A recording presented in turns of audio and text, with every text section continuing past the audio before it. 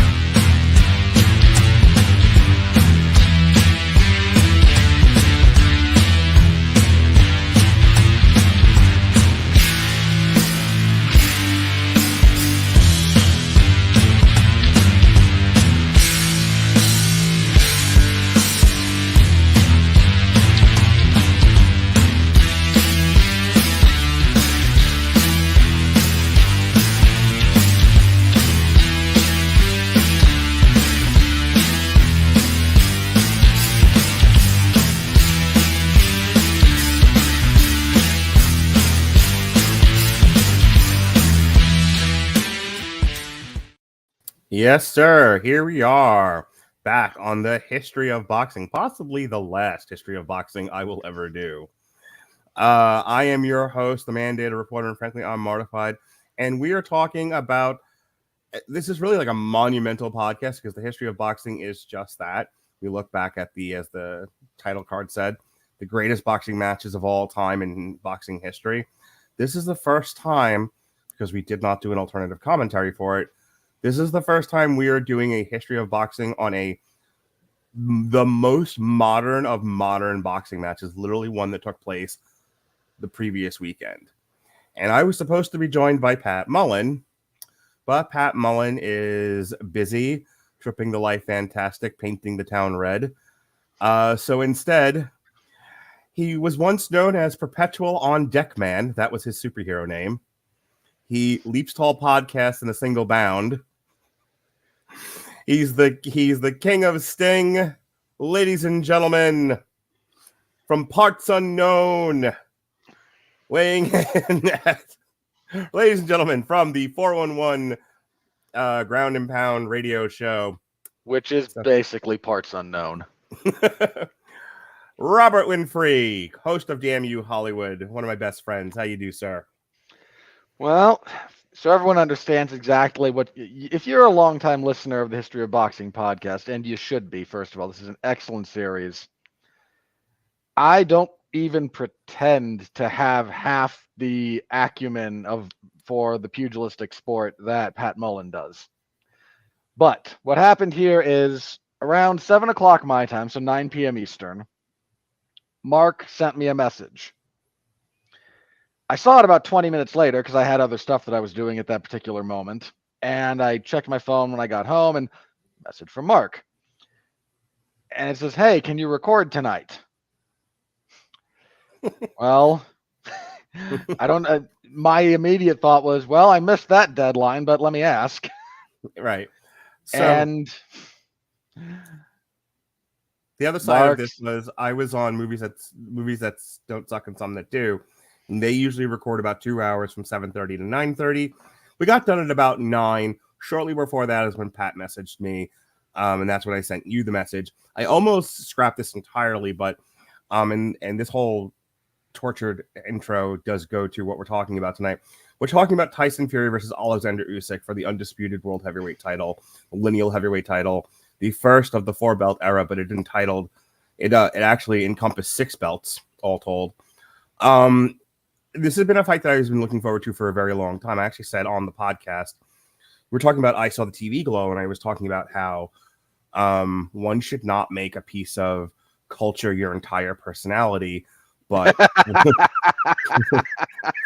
but what is life without things we enjoy? And sorry, that's pot kettle. I don't make things my entire personality. Okay, not your entire personality, but Dude, by your own admission, you've done the Peter Griffin more than once. Like, this is my new favorite thing taking ever. on character, taking on characteristics of something is one thing. I'm talking like, like Ronnie and I's discussion. This is actually something I referenced, our discussion of Star Wars, where you can't objectively criticize it or you hurt the person's feelings because that's all they are. No, that's true. That's what I was talking about. But with regards to Tyson Fury, Oleksandr Usyk, I was talking about how the things we enjoy are best enjoyed as part of a community, and I was a little sad that we haven't been doing alternative commentaries of late. Part of it is it takes a bit of planning, and I never know if I'm going to be home or not, social as I am. So I didn't plan anything for Usyk versus Fury. I had intended to watch it with my family. It did not go as I expected. So I watched it with my kids. Other people who were supposed to watch it with me were not there. And I kind of felt like, but this was important to me. This was something I really wanted to discuss, and I wanted it to be like a happening. And okay, well, second best, I will, I'd already planned to do a history of boxing episode on it. And it would basically be like a review of the fight, the way that we do all the history of boxing shows. So when Pat canceled, I was like, I really want to talk about this fight. This isn't like the Barrera Marrero trilogy or whatever the hell it was, where we had, I booted that thing 3 and 4 months down the line every time we canceled it. And sometimes stuff cancels and something happens, I cancel it or I postpone it, and we won't get to it till months later. I didn't want to do that with this. This was important. I wanted to talk about it. So I appreciate Robert Winfree for joining me tonight, who did watch the fight. I believe you for the vet. Well, okay. Were like derelict in your duties because you were supposed to be covering the UFC fight that night, and you're like, fuck this fight. I want to watch Usyk versus Okay, hang on. Fury. Let me defend myself just a little bit from that. The accusation. Just, and making things up as you wrote them. It's just like, and he hit him, whatever. I didn't. First of all, I was not making anything up. I missed a couple of rounds of the Fury Usyk fight because I was doing my job as I'm supposed to do. But the walkouts for this started about the time the last prelim for the UFC event that night wrapped. No, not the walkouts. Because I caught it would have been those. Because I caught a little bit of those. I skipped the anthems. All 20 minutes of them. Yeah, it was a bit. But the way it lined up, because then the UFC was vamping for a while on the intro. I don't know where they lost time, but I got to watch a good chunk of that fight, and then the first fight of the main card started, and I don't mean any disrespect to these two women, but it's Angela Hill and Luana Pinheiro, and that's not a fight I'm interested in. I'm interested in Fury Usyk, so right. I'm in between rounds. I'm checking in on the boxing fight. I can't quite have both my monitors going because one of them has to be where I type everything up. Right. And in miracle of miracles, Angela Hill actually gets her second ever UFC finish in that fight. So I got to watch vast swaths of the Fury and Usyk fight is kind of the point there. And yeah, it's like I could watch mediocre fights in the UFC warehouse, or I can watch the first fight for the undisputed heavyweight title of the world in boxing. In 20 years since Lennox Lewis did it with 3 belts. Yeah, I'm sorry. These two things are not the same. I know which one of these is interesting. So and that paid off because Fury and Usyk, if you have not seen the first Fury Usyk fight, and I say the first because more are coming, there was a contractually mandated rematch before these two even touched gloves. Watch this fight. It's great. So the other thing that really makes this important to me was, with doing the history of boxing, Pat usually sends me kind of a playlist and says, here, watch these fights. And then, we talk about them. And then, we also go over the fights in between the fights that he told me to watch. And I have to get some degree of information as to what happened in these fights so that we can discuss the narrative of these things. What makes this fun, and we'll get into it now, what makes this fun is you and I have live documented everything that's happened just about with these two guys with very few exceptions. a giant since chunk of the lead up of the last like 3 years or so of build to this, either incidental, whether we knew it was coming to this point or not, like they were right. just fights that we did coverage Okay. for. So Right. So I want to talk about that for a second because Pat and I did a long-running history of heavyweight boxing series. It was one of the first kind of historical educational podcasts that I ever did. We traced the lineage of the heavyweight title from the Jack Johnson era to modern times. So that was our finale episode, and there's a reason why I'm bringing this up. It dealt with, at the time, Deontay Wilder, Tyson Fury, and Anthony Joshua. At the time that we were doing that, I believe Anthony Joshua held almost all the belts. he And had 3 of the yeah, so the way this generally shook out, Joshua had 3 of the 4. right, Wilder at the time had the WBC. right, He and Fury had fought to a draw that Fury should have won, but hey, right. boxing. And Fury was still recognized as the lineal champion. Yeah, because no one had beaten him. He had we'll talk about this in brief. Pat and I covered it in that episode discussing Tyson Fury, that he had vacated his titles and gone away for 3 years because he was having mental health issues, substance abuse issues, etc. And then he came back, and there's the introducing Tyson to the American audience era, the Deontay Wilder trilogy, post title win matches, and then finally this flirting with Oleksandr Usyk, where Tyson Fury dropped his handkerchief and ran away from Usyk, going, chase me, and Usyk's like, I'm fucking Ukrainian, no. So that's where we're gonna pick up modern times, post-modern times with Tyson Fury. So going back, just kind of recapping a couple of different things here. Let me get on the right page. So when Tyson Fury came back, hang on. He had 2 fights. I'm trying to find out where they are. Okay. So yeah, he won the WBA, Super, IBF, WBO, IBO, and ring / lineal heavyweight titles in Germany in 2015 in a unanimous decision against Vladimir Klitschko. Shocked the world, he did. Then he went away was for a 3 pretty years. big underdog for that, yeah. Yeah. He comes back and he has 2 fights, both in 2018, both overseas in the UK. It was Manchester, England, and then Northern Ireland. He fought Sefer Safari and then Francisco Pineda. And if you've never seen these fights, Mm-hmm. Fury is grossly out of shape. He's not as out of shape as he was at the height of his issues. Mm-hmm. And I don't say this to be like disparaging, but if you look at him, if you do look up those fights, people joke about Fury's, physique at the moment. He was still like, He looks like Ivan Putski compared to what he used to look like. Yeah, he was well north of 300 pounds in some of those fights. Like he's very much getting back into shape. I was gonna say he kind of was getting there with the Ngannou fight, but we'll get there in a few minutes. So he has these 2 welcome back to the world fights with Sefer Safari and Francisco Pineda. Wins both. One, he retires Safari on the stool at 4 rounds, and then he in a 10-round fight, he beat Pineda.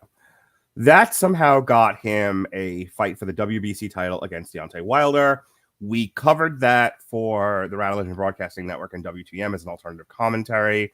That went to a draw. I don't want to spend too long on it, Robert. Horrible decision. Horrible decision. We Fury won that fight. We both looked at each other, and I know that because of the Kovalev Canelo stuff, we had already been doing the long-running joke on here was Canelo wins every fight, even the ones he's not in. First of all, Golovkin Canelo, not Kovalev. Yeah, sorry, Gennady Golovkin, Triple G. The Triple G Canelo fights is where the joke started about Canelo's gift decisions, and because we're us, we are the people who had a long running joke about blind chickens named Clucky judging combat Clucky. sports. I still reference Clucky on occasion. So not Radulich and Broadcasting Network is Polish for beating a dead horse. That I remember the discussion that took place between you and I live as it was happening.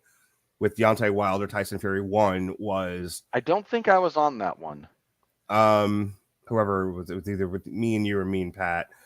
Either No, way, wasn't it that third guy? We briefly had him not for at that time. no. Okay.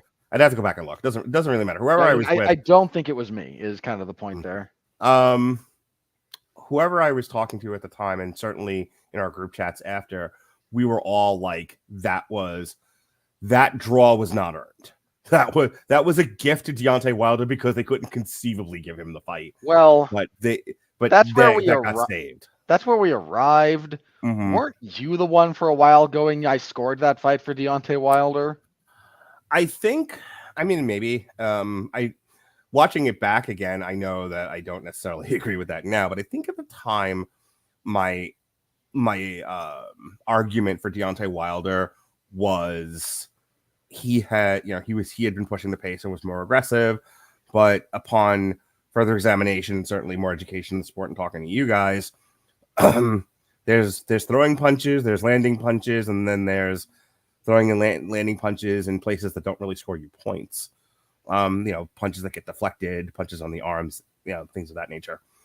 I don't remember it being a very particularly pretty fight. Deontay Wilder got exposed as not being a technician, and Tyson Fury fights with all something anyone with an eye for this stuff already knew, but to the wider audience, they finally realized how Deontay Wilder skated by on vicious knockouts. So then he gets in there with Tyson Fury, who was all the grace and was all the grace of a bucking mule.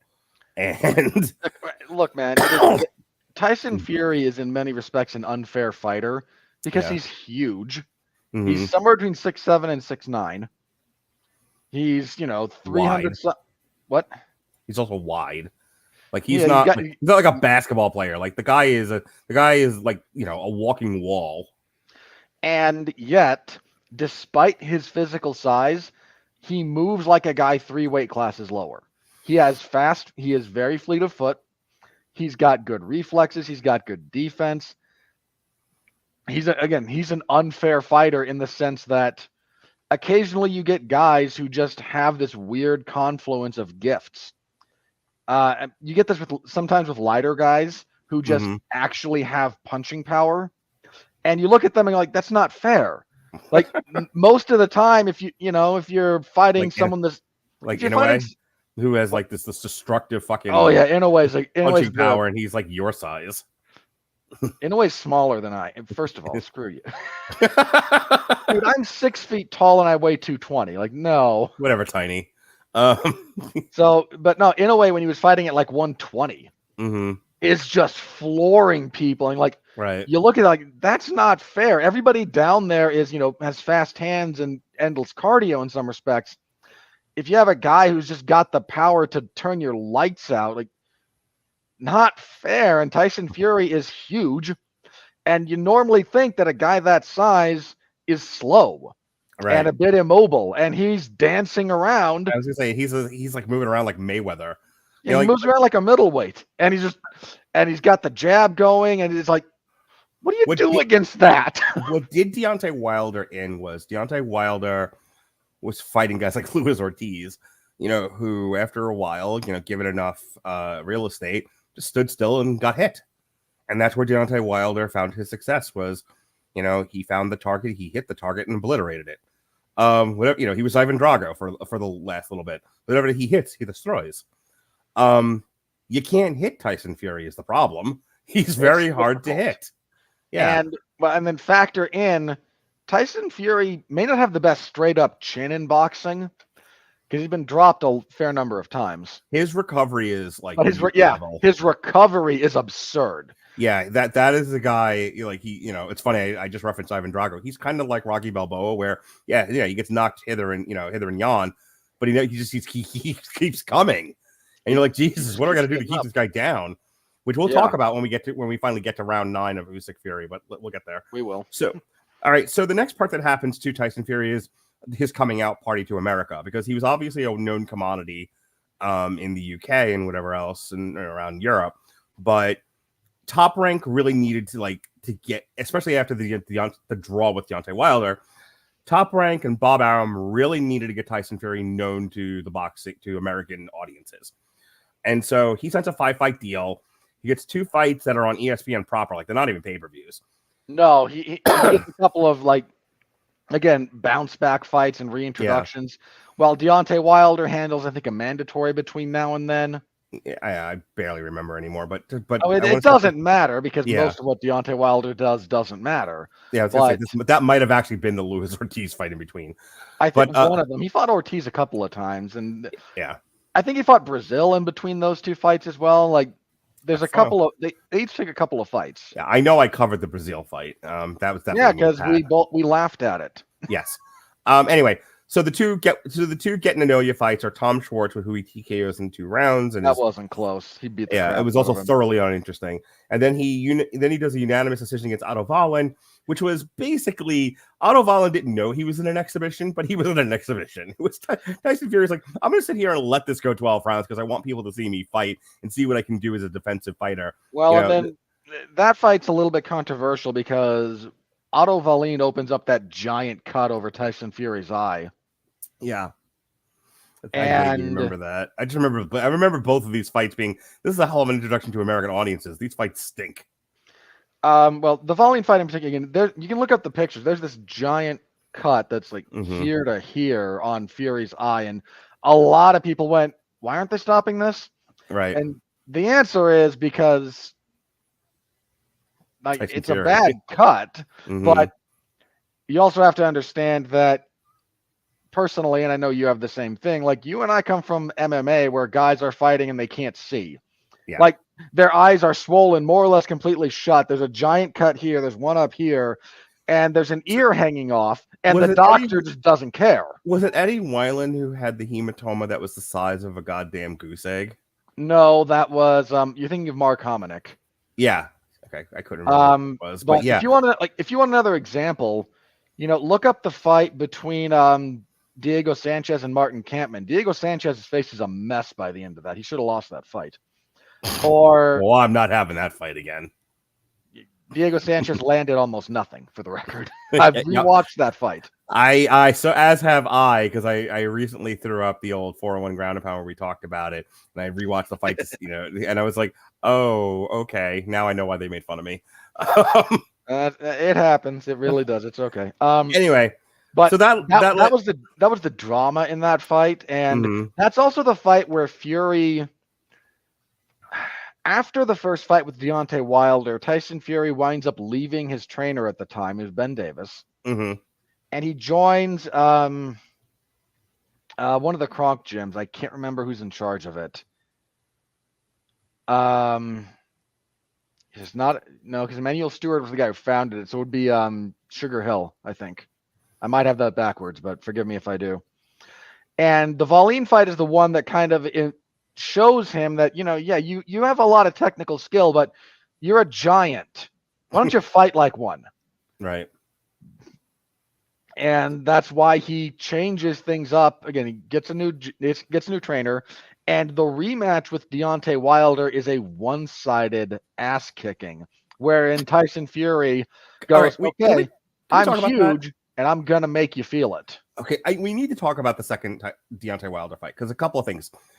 The story of Fury Usyk is the story of a lot of guys kind of seemingly dodging each other and the titles changing it. The WWE couldn't have booked a story that finally led to Fury Usyk as good as the story that led to Fury versus Usyk. And we will get to Anthony Joshua in just a moment, because he factors big into this. Allegedly.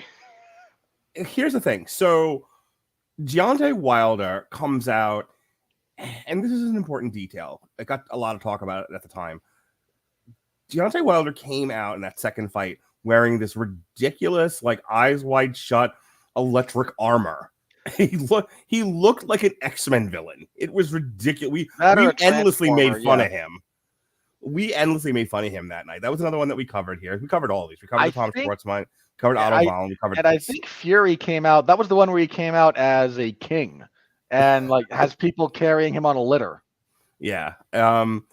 So the fight ends. It's a Corner seventh stoppage. seventh round TKO that took place at the MGM Grand, where he wins the WBC title and the vacant ring and heavyweight title. And like I said, so Deontay Wilder's whole excuse for this, it was a couple of different ones. It was one. There is no end. The list of excuses Deontay Wilder threw at this are longer than my arm. So the top couple that were my favorites. The armor that he wore to the ring killed his legs. So that's why he couldn't fight and he couldn't evade the punches. And, Tyson Fury was able to knock him stupid. So there was that. He had no legs. The other one was it was gypsy magic. That was up there. He accused Tyson Fury of carrying an egg weight in his gloves. Yeah. Mm-hmm. And I believe his grandmother had just died. And there was a war going on that deeply affected him personally. Yep. And it was dark and there were wolves out after him. I'm joking. I'm joking about the deceased parent, relative. Like, that's just one of those things that you throw out there when you're desperate for an excuse. Like, there's all this stuff. And yeah, again, he had this ludicrous list of excuses. I think he said his horse died and he had to go home. And his trainers were out. He accused, I think the cornerman that he wound up firing, who stopped the fight, mm-hmm. He accused him of drugging him at one point. Like, he spiked my water. I couldn't remember if it was this fight or the next one where he accused Tyson Fury of pouring something on his gloves that blinded him.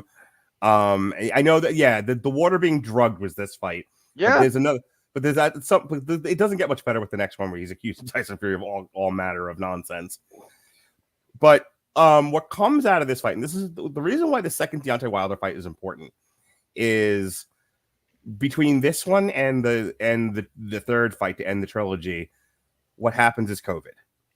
Now, what's important about that is they were scheduled to do the third fight. COVID happened, it got delayed. Then Deontay Wilder, again, and I'm going to say this about Tyson Fury, I think it's debatable about Anthony Joshua.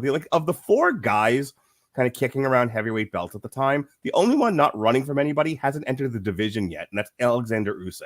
Well, hang on. In fairness, the other guy kicking around the heavyweight title scene is Andy Ruiz, mm-hmm. who has the belt for a cup of coffee. Yes, and then proceed. We'll talk about him in a minute or two. I love the Andrew Ruiz story. I'm the heavyweight champion. I don't have to. He was like a guy I went to high school with who was on our volleyball team who, when he got into college, said, I don't have to come to volleyball anymore. I've already got into college. He was like, he literally ran around our volleyball practice going, I don't have to do physical activity anymore. I've already been accepted to college. That was Andrew Ruiz. Anyway, we'll get there. So time passes. Deontay Wilder essentially is ducking this fight for some strange reason. They can't get it made. They can't get it made. Wilder desperately wants to fight Anthony Joshua. Mm-hmm. Is kind of because Joshua has the other three major belts.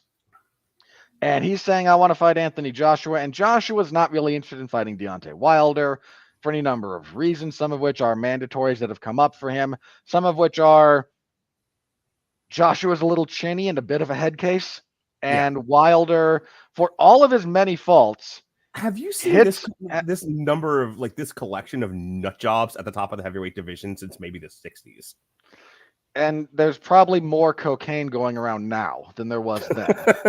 Well, I'm completely skipping over the Tyson. See, my problem is the Mike Tyson era, I don't think had a bunch of nut jobs as it was a bunch of drug addicts, but that's a whole other issue. Also true. So Joshua is doing other things. I mean, to the point where actually when he loses Andy Ruiz, he says, boy, I wish I'd been fighting Deontay Wilder. And we all kind of had a good laugh about that. Like, you could have, buddy. You really could have. Yeah, the enemy was them. That is the name of this era. The enemy is us. Anyway. And because there's an automatic rematch clause there, mm-hmm. that just what Wilder allegedly wanted was never really in the cards here. Right. And he winds up getting, again, the second Fury fight where he is battered from pillar to post. He's dropped 3 times. His corner finally stops it after they realize how much he's bleeding from the ear. Yeah. Deontay Wilder is lucky he didn't get brain damage. So the point more. The correct response is more brain damage. Great googly moogly. I miss Pat. Anyway, the point is, and I really need to drive this home and move this on because I don't want to stay too long on any one of these one points, is at this point, they're trying to do Joshua versus Tyson Fury. That is the goal. This is very clearly the end goal. These are two guys who Anthony Joshua he's selling out Wembley Stadium in London. And Fury is from that same part of the world. This is maybe the biggest fight that British boxing can produce. The entire British boxing scene right now is on fire. They're having big events. They've got good champions across multiple weight classes. It's a big deal. It's a big market. You can see the goal. The goal is very clear here. This is not really in dispute. Okay. And the pieces just can't align. Right. So this fight happens February of 2020. The following month is COVID. So COVID pushes off the rematch. It pushes it off so far that when they try to get it back together again, now Deontay Wilder is actively avoiding Tyson Fury. At one point, and this is Tyson Fury's argument, they ran out of real estate. Time was up to have gotten this third fight. So Tyson Fury's thing is, I don't have to fight you anymore. You have now violated this contract. You avoided the contract. Right. That because again, any of these rematch clauses, there are provisions where if it's not done by X date, it's voided. Right. Like, and Deontay Wilder's whole team, and I do sympathize with this somewhat. I mean, let's put it this way. Had he really wanted to fight Tyson Fury, this wouldn't have happened in the first place. We wouldn't be having this discussion. But he doesn't want to. But he does want to tie things up for some strange reason. So they sue. They're like, well, hang on. We couldn't do a rematch. Fucking COVID. Yeah, and there's a pretty big argument that Deontay Wilder is lucky about the pandemic. Yeah. Because it gave him a legal argument to say, this is why we haven't done this. It's not anything else. Right. Of course, it's other things than that. And he wins. That's the thing. Now, in the middle of all of this, they actually do make Fury versus Joshua. They announced that they're really trying. And promoters being promoters, they say, hey, we're going to do this even before it's like fully pen to paper, before all the sanctioning bodies all sign off on it. I feel like it got close. It got closer than it was very close. Yeah, it got closer until Riyadh season started to change the whole history of boxing. We'll talk about the Saudis in a minute and that sweet, sweet Saudi blood money. Yep. I think they had a venue picked out. I think they had a date picked out. Like they were raring to go. Yeah, and everyone else. Everyone else, like Deontay Wilder, no, I don't want to fight Tyson Fury. No, I don't want to fight Tyson Fury. Tyson Fury, okay, I'll fight Anthony Joshua. It'll be Wembley. It'll be August. Hang on, I want to set this up. So Tyson Fury and Anthony Joshua wearing a nice wedding dress. Tyson Fury in his tux. They are at the church. The priest is about to anoint them man and wife, and Deontay Wilder kicks open the door, and it was like, I object to this wedding. That's what happened. Wilder just wanted to ruin this for everyone else. Is kind of the long and the short of that. Wilder is the worst person ever. He's up there. So he goes to court and he wins. And so we can move this forward. He wins. They're like, you. This whole fight gets scuttled. Poor Anthony Joshua is left at the altar crying. Well, this changes history in a lot of ways. Because this is what means that he has to defend against the mandatory that is Oleksandr Usyk, and we'll get to that. Yeah, we'll get there in a second. So luck of the law, Deontay Wilder wins, and they are forced to fight. And the only victory he ever got over Tyson Fury was and so it gets made for October 9th, 2021. And we called that one. Look, all of you motherfuckers hang on, because I'm going to say something quasi nice about you. All you motherfuckers who pick on Robert Winfree. He has no soul. He doesn't like anything. He hates everything. He's a killjoy. He's the worst person ever. Fuck Robert Winfree. You were not there. You were not there with me as I was with Robert Winfree the night we called Deontay Wilder Tyson Fury 3. And this fucking killjoy is with me, Mr. Emotional, and we're both screaming at our monitors. And we're like, oh my God, this fight.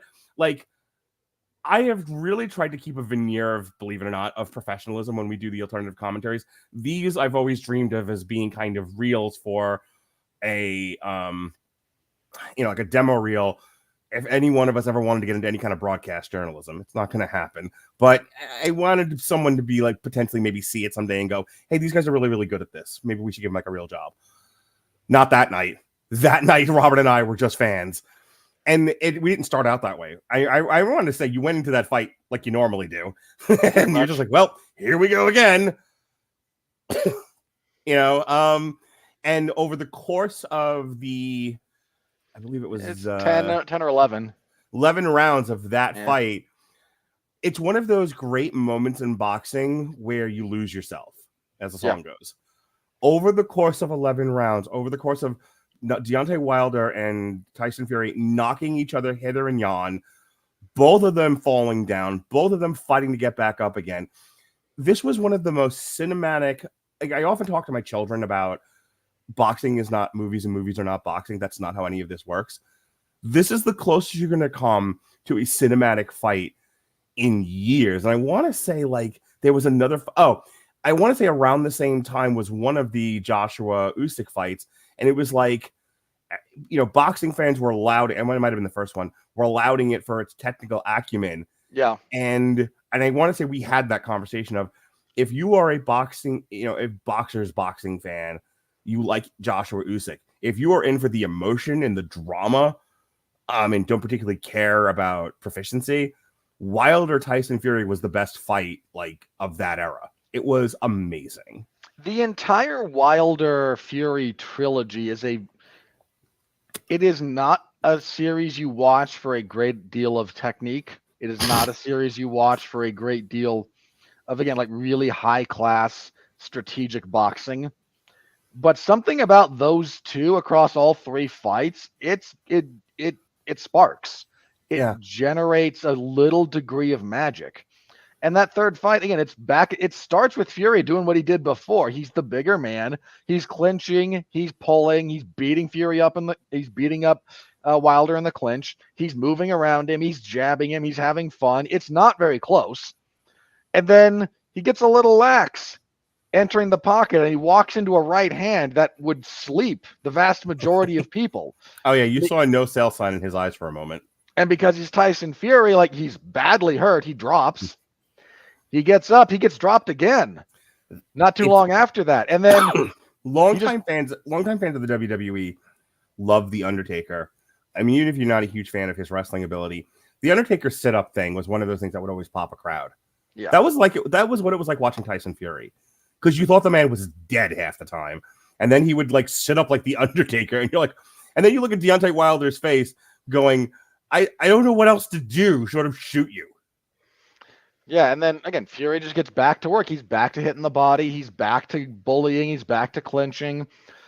And Wilder just fades and fades and fades and fades. And then in the 11th, he gets put to sleep. And it's a wonderful story in that fight. I joke that Deontay Wilder looked like the joke boxer from The Simpsons, where they cut, it's the episode where Homer is boxing. And then they cut, and now here's an old boxer who's speaking incoherently, and they cut to him. His lip is out to here. Yep. That's what Deontay Wilder looked like by the end of that fight. And the fact that Wilder still at the end of that, Fury comes over and I'm trying to give him respect, and Wilder just head down, no respect. Just the sorest of losers. So at that point, so then Tyson Fury's like, all right, I have finally done what I've come to do. It's time to I want $1 zillion to fight Anthony Joshua. Is basically Tyson Fury's whole thing. And Anthony Joshua's like, I'm a little busy right now getting the shit beat out of me by Oleksandr Usyk. And Anthony Joshua can't do anything against Oleksandr Usyk. Yeah, we'll get there in a second. So anyway, but he still has a title to defend. And that they need to keep him somewhat busy. And because Joshua and Usyk are getting piles of money from Saudi Arabia, they do that a couple of times. And in the meantime, Fury is wasting everyone's. I shouldn't say wasting time. So somewhere in the middle of all this, Dillian White wins a couple of fights, and everyone's like, and he's kind of like the special ed kid where you're just like, you're not. You're not really gonna win, but we can't deny you anymore either. And Tyson Fury has a wide open dance card. The other thing about this, I think it's White, because I don't think it's Dubois that I'm thinking of here. Dillian White and Tyson Fury have some history. They're kind of friends. They've trained together, they're friendly. Mm-hmm. And there's a very real argument that part of why Tyson took this fight is to give his friend a very big payday. And he knew he was never in danger. They certainly fought that way. God bless him, Dillian White tried. Well, this is one of those horrible fights that, like, afterwards, everyone who was involved is talking about, like, oh, I don't mean, like, not good to watch. Mm-hmm. Correct me if I'm wrong. You're looking at the wiki. This was held at an outdoor arena. It's a stadium. At an outdoor stadium in the UK in, like, March. That would be correct. Dillian White versus Tyson Fury took place at Wembley, at fucking Wembley. Yeah. They sold it. That's huge gate in April. April. In a time, so it could be more or less prime time in the United States. Do you know how cold that is? Like, this is the opposite of the, like, sometimes you get fights that are just hot and guys are just sweating their balls off. I've been thinking a lot about, like, the Thrill in Manila, where it got they almost died. Yeah, legit. Muhammad Ali has said if they didn't end the fight when they did, I would have died. Ali just distinctly going, I'm not coming out for that next round. Like, everything, he wasn't going to. This is the opposite of that, where there's some like any ringside shot of these guys, not from the hard cam. You can see their bodies are steaming. Like, it is such a terrible idea to have done this way that I don't even hold the fact that the fight wasn't very good against them. To be out there in boxing shorts and gloves in evening, March, evening, early April in the UK, like, no. Your performance issues are totally understandable in this one. I think Dan and I covered this, and it was one. I know that I remember that day very well for a variety of personal and podcast reasons. But Dan and I did that one. It was a one-sided nonsense. It very much felt like a payday for Derek Chisora Dillian White. But again, at the time, Dillian White's also got a handful of decent knockouts to his name. He couldn't be denied, and there was nothing else for Tyson Fury to do. So it was what it was. If Joshua had been available, everyone would have been like, no, go away, Dillian White. We don't care. Right. Because he wasn't. Right. And then, and again, at that point, because we're going to talk about what happens with Usyk and Joshua in just a moment, there was nothing to be done. He fights in December of 2022 at Tottenham Hotspur Stadium in London against Derek Chisora. I believe this is the third meeting.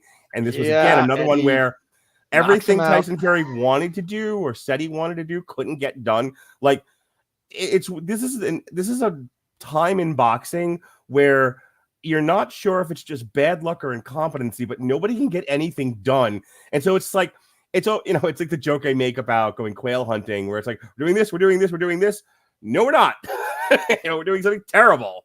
Like, there were people. I remember I don't remember the exact specifics, but there were a lot of names, good names, being bandied about to fight Tyson Fury, and they landed on Derek Chisora to the point that I didn't even watch that fight. We didn't cover it. I didn't watch it. It might be Chisora that he's a little bit closer with, but he scores Fury gets a knockout. I think it's like 6 or 7.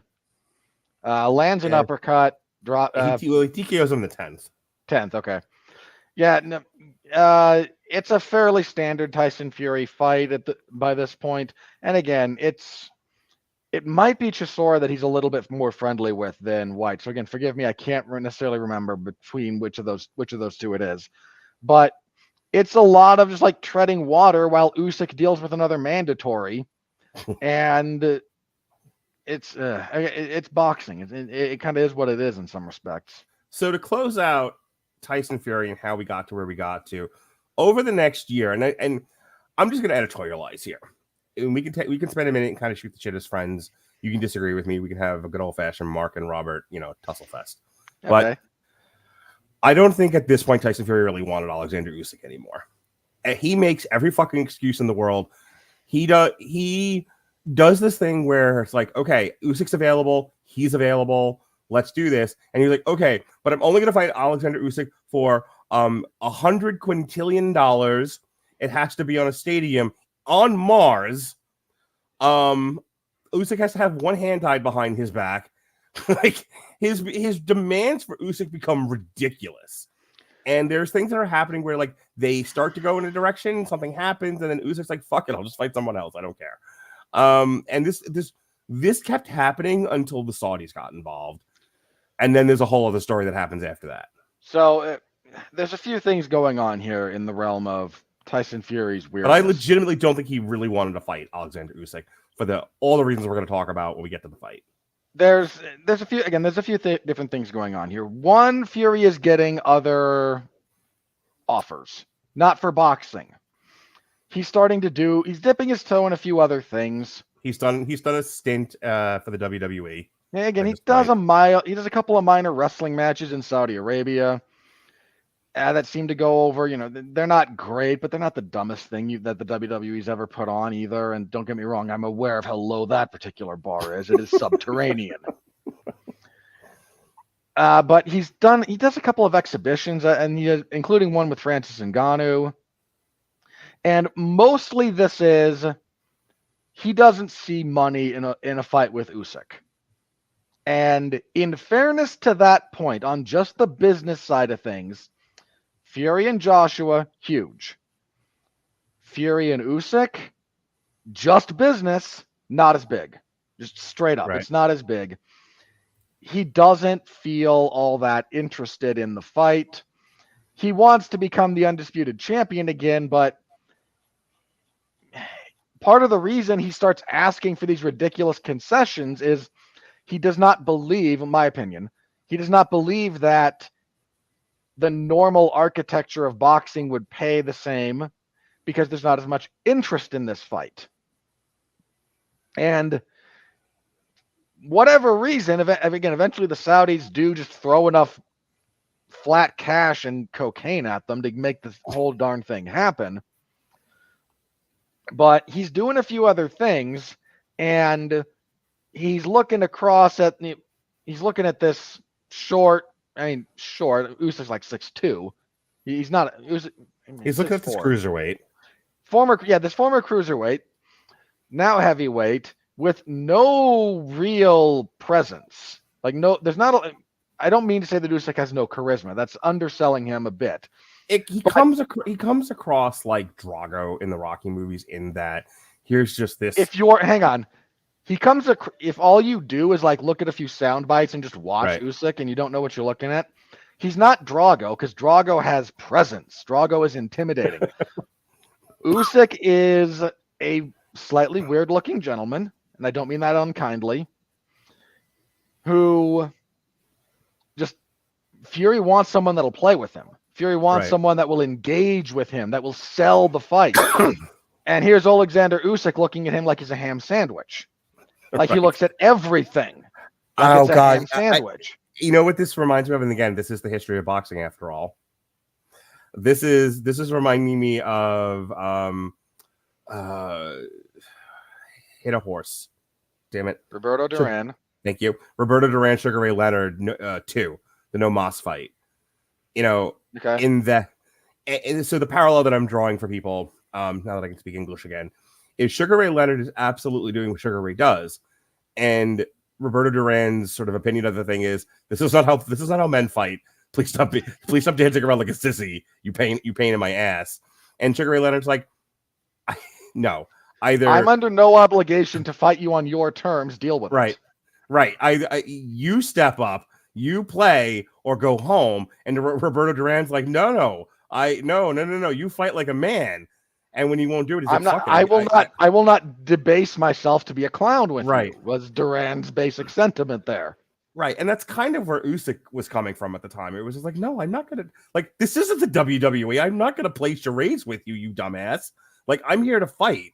My country's at war. I don't need this. Right. And Tyson Fury is just got a red nose on and a rainbow wig. He's like, ah. And Oleksandr is like, either get in the ring or please go away. One of the two. Yeah, and again, there's a real clash there of personality, and not in the way that kind of drives interest. Right. Before the fight actually happened. There's just not. Fury is doing everything he can to sell this because Tyson Fury is a showman.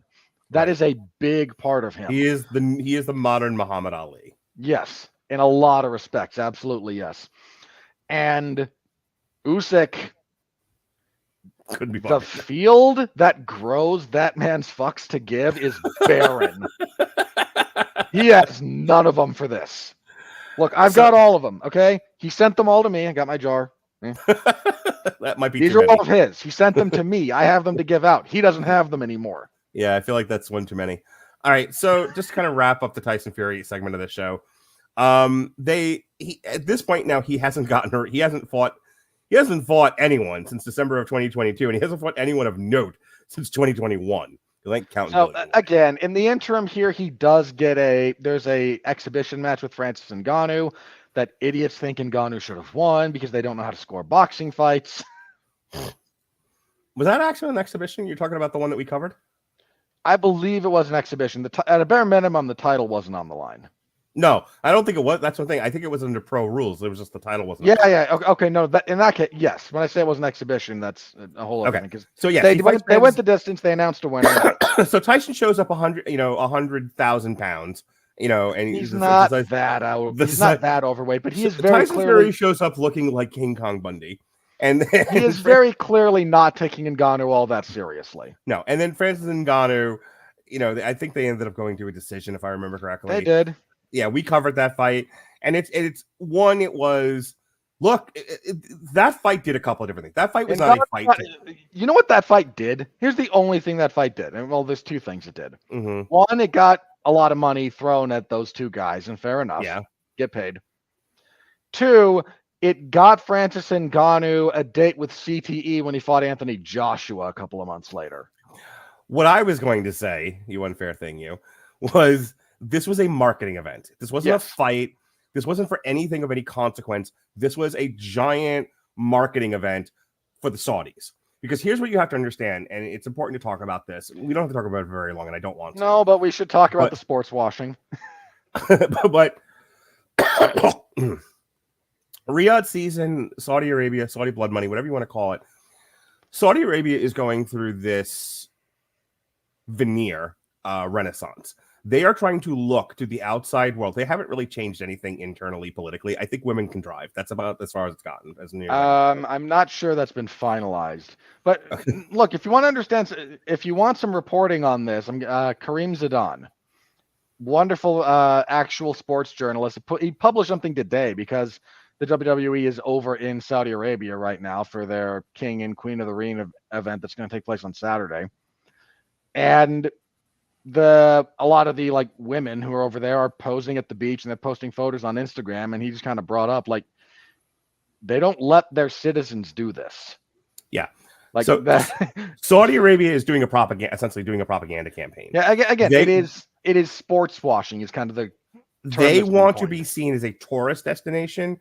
They want to be seen as modern. They don't actually want to change their strict Muslim sensibilities. They don't really want to do anything with the people who live there, but they want the rest of the Western world to stop thinking of them as the kingdom that funded 9/11. So in an effort to do that, they have had the WWE come over. They are having the UFC come over. They are throwing oodles of money at boxing. The Ngannou. Hang on. If you want the other thing they did, they threw a pile of money higher than you at Cristiano Ronaldo to come over and be one of their soccer teams, which he took. At this point, there ain't no shame in anyone's game. The point of this is the purpose of Ngannou Tyson Fury was the Saudi coming out party of, look at us, aren't we a beautiful gal? Aren't we a wonderful modern place? This is where you should bring your children to go on vacation, even though that's not where you want to bring your children to go on vacation. But the Saudis want you to think otherwise. So if they put on this event that gets eyeballs and they can project themselves as a modern Western, a height of culture, and that's what the purpose of that was. Whether or not it was successful, that's up to you to decide. If you want the depressing answer, it is successful. They've been doing this for a while, the entire Middle East. Look, the United Arab Emirates, where Abu Dhabi has been doing this for a while, they're not exactly the most forward-thinking state in the world. There's an argument to be said that they're both simultaneously courting Western tourism money and terrorism at the same time. You are not Anti-West wrong. terrorism. It's a wonderfully weird world we live in. Anyway, Same nobody way, came here. look, the same way that a bunch of the West can have simultaneous epidemics of poverty and obesity, they're doing or like not just poverty and obesity, but like hunger and obesity. All right. Everyone's starving. Look at the starving people. Boy, you're all fat. Look at you. Like, how are we doing this? So we are an impressive culture. All right, so that's Tyson Fury. Because after Tyson Fury and Ngannou, they start working towards Usyk, and we'll talk. Part of the giant. I want to pause there because we have to talk about once we talk about Usyk, then we can talk about how that fight got made. So I want to pause there. A little bit about Anthony Joshua. So Anthony Joshua, who we thought was on drugs at the time, loses to. He's basically admitted stuff similar to that in the sense then. Replacement fighter Andy Ruiz Jr., as we call him, Mexican Rocky, at the Madison Square Garden. Stereotypical fat 1st. Man with fast hands for the heavyweight division. Yeah, we covered this, and both me, Robert, and Pat all looked at each other and was like, he's on drugs, right? So that was he's on He doesn't know how to fight in the clinch, to be sure. Kept getting hit every time they broke. So Andy Ruiz TKOs him in the 7th and, shocks the world. Immediate rematch, December 2019 in Saudi Arabia. For which Andy Ruiz trained almost not at all. Yeah, no, there's no comes almost. In 20 pounds heavier. He was just like, I drank beer and ate tacos. I couldn't have been more of a Mexican slob going into that. It was. Meanwhile, Anthony Joshua spent every day of the interim like in the gym. Yeah, manically working. So I watched that fight in the lobby of the place that I work. I took a break. I basically told everybody, do not bother me for the next hour. I'm going to find a place where I get a good signal. Leave me alone. And so I did. And I watched Anthony Joshua walk around in a circle for 12 rounds. And Andy Ruiz, frustrating. And at the end of it, threw a giant porky pig fat ass tantrum. And Anthony Joshua was unmoved. Needless to say, he won his title back. He got all the belts that he had lost back. Okay, so then he has a nothing mandatory fight with Kubrat Pulev. It goes as you might expect. That's December 12th of 2020. He KOs him in the 9th round. Relatively short order, all things considered. Enter Oleksandr Usyk, who I'm going to take a break here because I just needed to get us to that point. Well, again, so for the record, before the Pulev fight, they're kind of talking about Fury and Joshua and Joshua and Wilder. Those are all things that are kind of on the table. Never comes together. Fights Pulev. Now we're looking at, okay, let's get Wild. Let's finally do this. Let's finally get Fury and AJ. We'll get them together in Wembley. It'll be huge. Be the biggest thing we can possibly do. And Deontay Wilder does what Deontay Wilder does. And Anthony Joshua, I imagine this. You brought up the wedding analogy. Let me throw something a little bit different at you. Here's how I imagine this going. Anthony Joshua is a happy man. He has regained his titles. He has defended his titles. He's looking to fight for the first ever undisputed title in the 4-belt era. He's looking at a big name in his home country and a giant payday. He's a happy man. This is all going well. He may even like his chances. I don't like his chances against Tyson Fury, but that's just me. He feels pretty good. He's doing what he's doing. He's going about his day. He's out in the orchard. And then slowly over the hill comes his manager. And Anthony Joshua feels good. He's smiling. He slowly turns and he sees this man that he knows very well slowly walk up to him, and his smile slowly fades. Because this is not a happy man coming to him with a signed contract. This is not the jubilation of we're not going to celebrate British boxing. He walks up to him and he puts his hand on Anthony Joshua's massive shoulder and he just goes, "I'm sorry, it's Usyk." And Anthony Joshua drops his gardening implements and he drops to his knees and he puts his head in his hands and he goes, "Why?" So who is Oleksandr Usyk?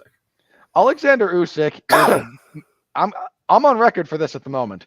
That's the best fighter in boxing right now. Yeah. No hype. He was the best guy in the world. He was the undisputed cruiserweight champion. He had his last fight. Okay, hang on. If we're going to set up Oleksandr Usyk, let's do it properly. Mm-hmm. He's an Olympic gold medalist, Mm-hmm. a former world champion at the amateur level. In fact, the amateur, the Ukrainian national boxing team that he was a part of was himself, Vasily Lomachenko, a guy who just won one of the lightweight titles. In fact, the same day that Usyk won. You can actually see video of Usyk watching Baranchik beat Emmanuel Navarrete in a terrible fight for one of the lightweight belts. And I forget the fourth guy, but he's still fighting, and he's still a world title contender. He might even have one belt in that weight class. Forgive me, I just can't remember his name. This guy came out of he had part of this dream team of boxing. Again, gold medalist at the Olympics. In fact, he beat Artur Beterbiev at the Olympic level and the amateur level a few different times. Has an amateur record of like 290 something out of 300 fights that he won.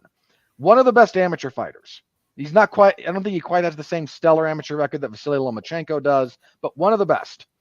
Transitions to the pros, goes undefeated, unifies undisputed cruiserweight champion of the world. That's only been done one time other than when Usyk did it. There's only been two undisputed cruiserweight champions. The other was Evander Holyfield. If you want to understand the company Usyk is keeping. So first guy to do it in the four belt era, and he beat a murderer's row to do it. Cruiserweight gets no love. This is not a money division. So it's why there's kind of a history of cruiserweights moving up. Let's talk about that.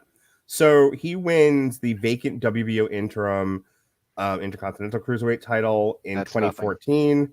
All right, so he wins the WBO cruiserweight. There we go. He wins the WBO cruiserweight title September of 2016 against Krzysztof Glowacki. He retains two times against Tubiso Munchu and then Michael Hunter.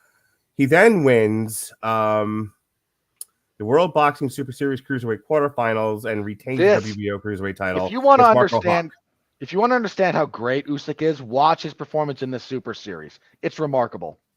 Okay. So he TKOs Marco Huck in the 10th round of September of 2017. Nothing to sneeze at there. He then goes to Latvia, where Dr. Doom is from. Latvia. It doesn't matter. January of 2018, he takes on current title contender Marius Briedis. Briedis still a cruiserweight title. I believe he's holds one of the belts at this point. Certainly, he beats Briedis at that time for the WBC cruiserweight title. Briedis, an exceptional fighter as well. Okay, he then goes to Moscow like a conquering hero. Yes, he does, and wins the WBA Super, IBF, and vacant ring cruiserweight titles on July of 2018. The unanimous decision against Murat Gassiev. Again, Gassiev is an exceptional fighter. He went to Gaziev's backyard and beat him. In a way that they couldn't screw him. Like, you think you go to Moscow, you fight the Russian, the judges are not going to be there for you. Usyk didn't give him a choice. He may not have stopped him, but a brilliant performance. Again, Oleksandr Usyk, a phenomenal fighter. And then he caps this all off, his career at cruiserweight, in 2018 in England with an 8th round KO over Tony Bellew. So I want to talk about what happens next because we covered this. He was supposed to make his heavyweight debut in Chicago, Illinois in 2019 against Tyrone Spong. Tyrone Spong pissed hot and melted the test. So saying that he pissed hot is actually Tyrone Spong basically secretes alien blood. At this point, he's taken so much stuff. Yeah. They should not have done this where they did this. They should have done it in Texas where, they can get away with this sort of thing. Or somewhere else in Europe where they don't care. Yeah. Or, South America, whatever. Either way, doing this in Chicago was dumb. And Tyrone Spong can't fight, and they can't fight anyone to fight. So they went into the crowd essentially and grabbed basically like a retired journeyman fighter, Chaz Witherspoon, beats the fuck out of him. I remember this fight distinctively because we covered it, but two, on that card, a poor unfortunate soul died. Someone legit died in the ring Yeah. on that one. So it's an auspicious debut for him to begin with. And he fights a nobody going nowhere just to say that he's at heavyweight. Nobody, this almost doesn't count. And then interestingly enough, on October 31st, Halloween 2020, he fights Derek Chisora. He wins unanimous decision and wins the WBO Intercontinental Heavyweight title. But I remember watching that fight. He did not look good. Like, Chisora kind of bullied him around that ring. That's one of those ones where he's still trying to get his feet under him at heavyweight. And Chisora he's not a huge man, but he's a good-sized heavyweight. And Chisora kind of walked through a lot of what Usyk normally tries to do to dissuade people from walking him down. But again, not the best performance of Usyk's career, but also again, this is his real first test at heavyweight, and he fought a guy who's fought for the belt a couple of times, and there was a little bit of again, Usyk wins, and I don't think that's very much in dispute, but was this his shining moment? Not at all. No, he was supposed to impress people against the journeyman fighter, and he looked like shit. And it's interesting because I'm not entirely sure this didn't help him in the long run. Oh, it did. Again, here's the other argument. Mm-hmm. He may have sandbagged a bit so he doesn't look as good as he is, so other people will then go, "Oh, okay, I'll fight you." Which is a thing that happens in boxing all the time. I was going to say because I can tell you there's a real life through the looking glass version of what happens when you decimate people. Filip Hrgović, no one wants to fight him. If it wasn't for the fact that everyone keeps making him mandatory, he wouldn't be able to get fights at this point. Right now he's the boogeyman in the heavyweight division, and he's about to be. And Mark, it was nice having an undisputed heavyweight champion of the world for all of 5 days. Yeah, I know. We'll talk about that. Now the IBF belt's going to Hrgović, assuming he wins his next fight, because he finally got fed up of taking step-aside money. Yeah, a couple of things about that, and we'll talk about it. I don't want to get too far ahead of ourselves, but Oleksandr Usyk, his veneer gets some dirt on it, and he looks vulnerable. And now everyone who was maybe a little afraid of him is going, oh, maybe he might be great at cruiserweight, but maybe he's not going to hack it at heavyweight. Maybe this is a fight I should take. Yeah. Enter Anthony Joshua. Yep. Okay. This poor bastard fights Anthony Joshua. Again, he is told by his management that I feel like this is all. If we were to recreate this in dramatic tension, this is somebody coming in and being told that Robert Kennedy was shot. When he gets told, you can't fight Fury, Deontay Wilder has ruined everything, you have to fight Oleksandr Usyk. And it's just this poor man.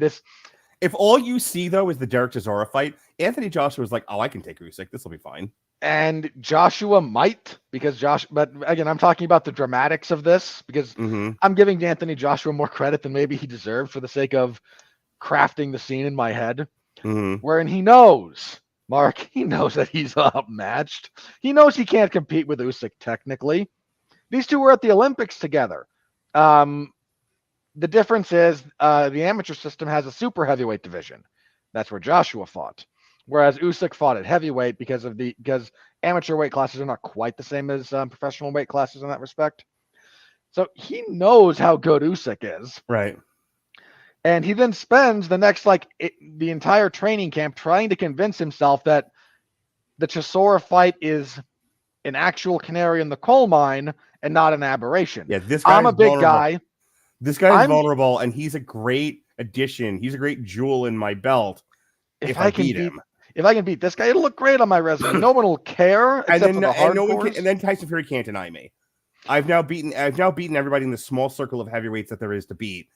It has to be if I beat Usyk, this is what Anthony Joshua is really saying. I understand we both did our little funny scenes, but here's what's really happening. He looked like shit against Chisora. Yeah. Bar none.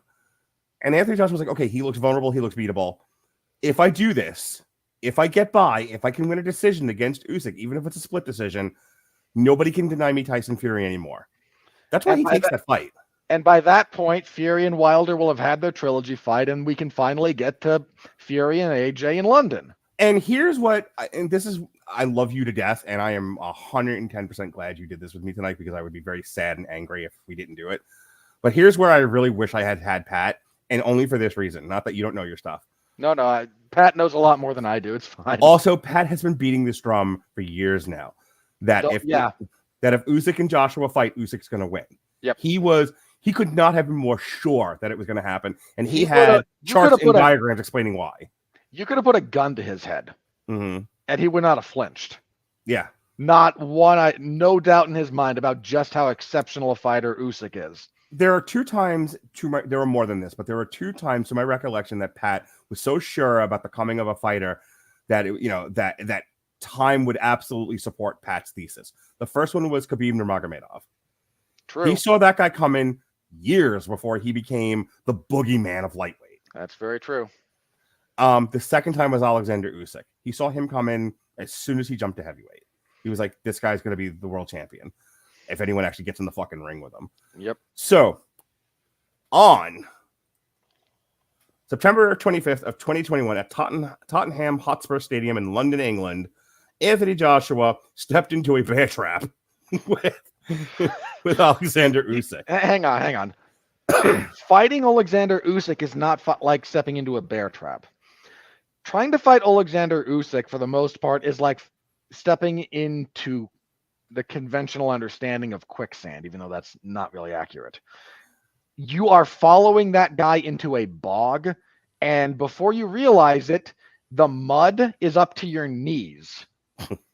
And you can't move, and he is dancing on the water. And you can't do anything about it. I watched that fight live. Like, I remember that day very distinctly. Melissa and I were going on a date somewhere, and I wouldn't leave until that fight was over. And that was one of the ones, because it was in England. It was one of the ones in the middle of the afternoon, early evening. Yeah. And it was literally like, I know we have to go someplace, but I got to see this fight.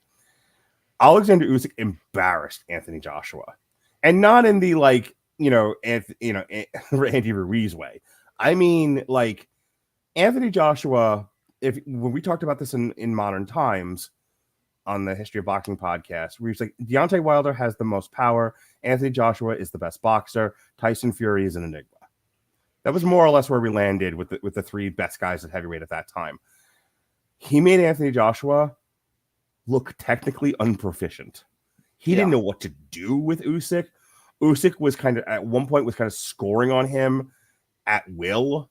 Usyk's jab, which is odd because they're opposite stances. Usyk's a southpaw. Mm-hmm. His jab was working, and when the southpaw jab is hitting you reliably, you know you're in trouble. He moved around him constantly. Here's the thing about Joshua. Joshua has always been good enough in a handful of different areas to be a great heavyweight. I'm going to say it a little bit differently. Well, hang on. Anthony Joshua is so good technically. By the same token, there aren't very many guys at heavyweight even close to his level. So there might be better, but there aren't very many. And so he's successful because he's the best of a not great bunch. This is he's kind of the technically proficient Mike Tyson of his era. I'm going to disagree slightly, but let me get to my point. He's a technical enough boxer. Like, his technique will be better than a good chunk of heavyweights, but it's not great. It's just better than most of the guys he's fighting. He's not the hardest puncher in the division, but he hits hard. But he hits hard, and he hits hard enough that he can deal with that he can put damage on you. Look, he's not as good when he won the belts, when he beat Klitschko for them. Klitschko's a better technician. That fight actually bears that out. It's a great fight. Joshua fights his way back into that because he does have that fight and because he hits harder. Klitschko's thing was always, I'm the superior technician. He was a better technician than Joshua, but he didn't quite have the same firepower that Joshua did. And at that point in Klitschko's career, that was his last fight, I believe, he didn't have the durability either to deal with the firepower that Joshua was bringing. So Joshua, again, he's talented. He started a bit late. He's one of those guys who got into boxing like late teens. I want to say it was like 16, 17, which you might say, like, that's crazy. How is that late? It's boxing. I guarantee you he walked into that gym and there were other 16-year-olds who had been boxing for at least 5 years. At least 5 years. Wilder's kind of the same way. Wilder started at 19, which is, again, comically late. He would have been in that gym at 19 with other 19-year-olds who've been doing that for a decade. Right. But Joshua, again, hard enough puncher, definitely hard puncher. Not, the most destructive guy in the world, but you do not want to get hit by him. Good enough technique, but not only Usyk, a few other fights had kind of exposed some of those limitations. The Andy Ruiz fight actually did a fair bit for this. And he's just kind of been good enough across a few different areas to make it work. The problem with being good enough is when it doesn't work, you have nothing else. Yeah. When fighting Usyk, his jab couldn't work. It's not that it's not like he missed Oleksandr Usyk every time. He landed a couple of times, but not much. He landed more in the second fight. But he couldn't find it. He couldn't keep up with his footwork. He couldn't keep up with his movement. He couldn't keep his defense shifting. He just couldn't do anything. And Usyk that is one of Usyk's best overall performances if you want to look at just the technical application of boxing skill that Usyk is able to bring to bear. Because Usyk is also not holding underdog. back anymore. Usyk is not trying to impress anyone. He's just being natural Usyk, and I don't think anyone saw Usyk until that fight. Again, because cruiserweight gets no love. You're exactly right. Like anyone who actually pays attention to boxing will pay attention to cruiserweight because it has had frequently very, very good fighters. There's a reason there's only been 2 undisputed champions in that weight class. There have been some very talented fighters that come out of there, but the general public goes, oh, you're not like light heavyweights or 170s where there's a lot of athleticism, but you're also not, you don't have the mystique of heavyweight, so no one really cares, which is stupid, but that's reality. So there's a lot of people who were not paying attention when Usyk was running through Gaziev. There's a lot of people who were not paying attention to his Olympic run. There's a lot of people not paying attention to how good he is. And then when he takes what's supposed to be the Superman of that division, Anthony Joshua, 6'6", carved out of stone, and he makes him look like a baby giraffe. Everyone's sitting there with their jaw on the floor, apart from people who know what they're watching. So he wins the unanimous decision. And not even close. And Anthony Joshua goes back to the gym, like gets new coaches, new thing, everything. Anthony Joshua, I'm going to be a different Anthony Joshua. And it's the Eddie Izzard joke about, going, a war, land invasion of Russia. Napoleon goes in, oh, it's a bit cold, it's a bit cold, it's a bit cold. Years later, Russia goes in there, oh, it's the same, I've got a better idea. No, it's the same idea. It's a split decision. It kind of goes worse for Joshua. Like that second time around, he's got nothing for Usyk. So hang on. The second fight, Joshua actually does have more success than he did in the first. He lands a bit more. The problem is, and this is a strategic problem, Joshua decided that for the second fight, he was going to try more concertedly to outbox Usyk. Yeah. Now, this did give him openings. Again, he lands on Usyk more in the second fight. One of the things we need to talk about when you talk about how great Oleksandr Usyk is, that man has a cast iron chin. He has been hit in the head by some guys who can bomb, and he has not cared. Like, he's been wobbled once or twice, but he's actually softer to the body than he is to the head. And Joshua never went to his body, not reliably. And again, the second fight, it's weird because it's contested on terms that make it look like Joshua's doing better, but when you have the right eye to actually watch the boxing, he's doing worse. Yeah. It gives him a better shot at confusing people, but trying to outbox one of the most proficient boxers in the world was a poor tactical decision. It's why the Fury fight was more interesting to a lot of people at this point. Because while Tyson Fury is a very proficient boxer, again, he's been doing this forever. He came up as a kid boxing. He knows the technique.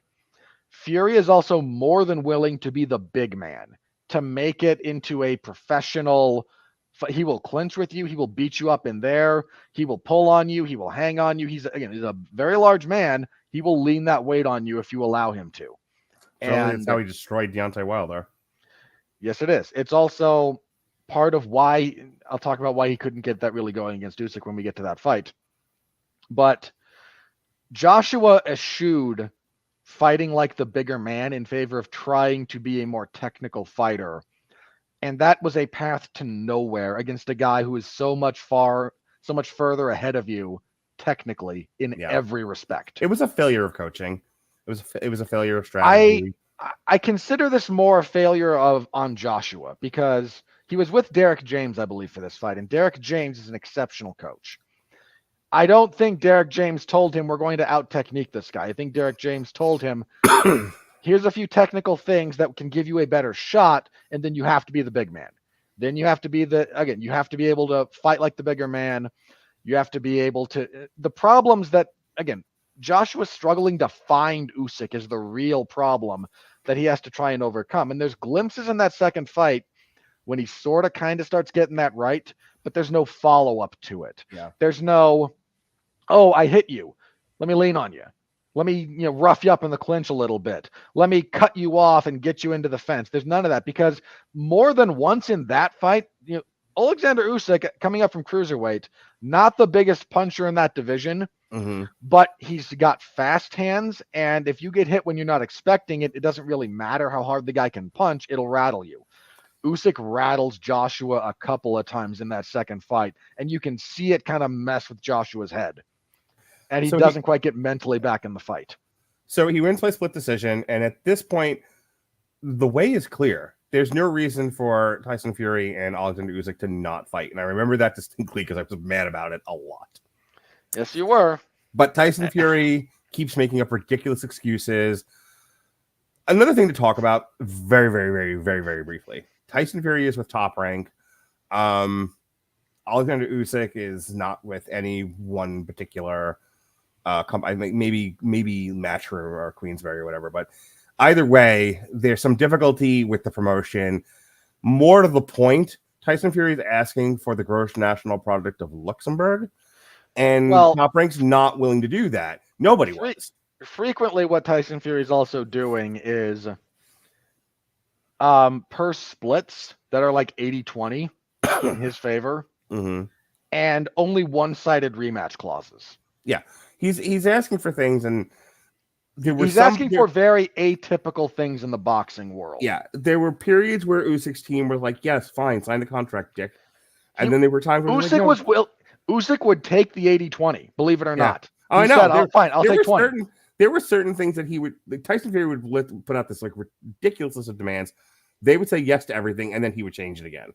Eventually, between the mandatories and Usyk's rapidly losing patience, he ends up fighting Daniel Dubois in a fight nobody cares about. And what's fun about that fight is Usyk gets knocked down. He gets punched low, and I know people get salty about this. It was technically a low blow. The ref made the right call. And the number of people doing he might not have got up in time because he was laying on the ground recovering from the low blow. Like he's been knocked down with body shots before, some of which were borderline. And every time, if they're ruled a knockdown, he just gets up. Like this is him trying to play the system a little bit. Can I get more time to recover because it was a low blow, or do I have to treat this like a knockdown? And then he behaves accordingly. They do this in Poland. It's August of 2023. He ends up KOing Daniel Dubois as a mandatory for I think the WBA at the time. In the 9th round. Fine, it doesn't matter. Like I said, he's fighting Daniel Dubois. Tyson Fury is fighting Chisora. This could be the least interesting part of boxing at that point. All right, so now we are moving into the year of our Lord 2024. We are finally ready to do Tyson Fury, Oleksandr Usyk. They originally I think they initially had said it was going to be in December, if I remember correctly. But he had done the Ngannou fight and got injured. No. It was supposed to be in December. What happened was Fury got cut in sparring. Got injured either way. Well, no, because injury has a longer recovery time. Cuts What are I'm saying minor. is that they couldn't make the December fight because of the Ngannou fight, the aftermath of the Ngannou fight. It So then wasn't it gets even that. It was look. Um, it was just one of those things where he got cut and where he got cut training. Like, well, no, that was February. Okay. They're supposed to fight in December. Listen to me. They're okay, supposed to fight in December. He's done the Ngannou fight. He took more damage in the Ngannou fight than he had counted on and said, I'm not going to make December. okay, Fine. yeah, that's true. It gets made for February. He gets cut in training. It got remade for May. Yeah, And just so we can move this along, the only thing I'm going to say is I really do feel like Tyson Fury was trying to punt. And there's a reason why I'm saying this, and something very specific happened that convinced me I'm right. I think Tyson Fury, like, he may have legitimately got cut. I'm not arguing that point. It's pointless to argue it. But I really think Tyson Fury was trying to delay and hope something else would happen, that he wouldn't have to go through with this. And the Saudis doing more than Matchroom, doing more than Top Rank, more than Queensberry, more than any one promotion, finally told Tyson Fury with a threat of money over his head, stop the bullshit, asshole. Get in the ring and fight this guy, or don't. But enough's enough. Put up or shut up. And they basically said after this February, after they scuttled the February date, that if he doesn't make the May date, we'll find somebody else that will, and you're getting docked money. Like, we're going to fine you for this. Like, the Saudis were pissed. And you don't want to mess with a country who regularly beheads people. So anyway. or covertly has journalists dismembered with bone saws. Yeah. So Tyson Fury was a good boy. He got the message loud and clear. So woke up with the horse's head in his bed and went, all right, enough's enough. Pretty much. And so we come to it finally. Now we're in 26 minutes into this hour-long podcast. We are finally here. The undisputed heavyweight title of the world between Tyson Fury and Oleksandr Usyk. Not only for the 4 belts of the 4-belt hour, but 6 belts total. This is crazy. Yeah, there's a lot of them. And again, for the lineal title, which Tyson Fury still holds. Yep. He going into this, he was the man that beat the man. Yep.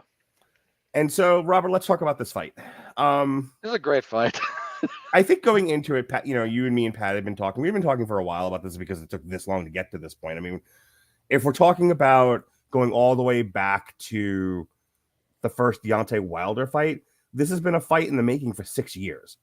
And in that time, you and I and Pat were talking a lot of, just like we used to talk about Nurmagomedov, we're talking about Oleksandr Usyk and what would potentially happen in a fight with Deontay Wilder, Anthony Joshua, or Tyson Fury if that ever shook out. Pat was convinced that Oleksandr Usyk was going to win, whether he was going to win by KO or decision. He ultimately landed on KO, and I can see why. I was leaning in that direction myself. And you can argue it should have been. Yeah, we're going to talk about that. So, this is the history of boxing after all. Going into this fight, what did, in your opinion, Oleksandr Usyk have to do to pull off the upset? And an upset it was. The odds were, I think, 110 to 100 in favor of Tyson Fury. This was very close according to the odds, but Fury was the slight favorite. Yes. What did Usyk have to do? He needed to keep a good pace. Fury can keep a good pace for 12 rounds, but Usyk is the lighter, smaller guy. He's got more energy to expend. He needed to not get sucked into the games of Tyson Fury, and he needed to not get corralled and mauled by the big bear. Right? You can't let it get a hold of you.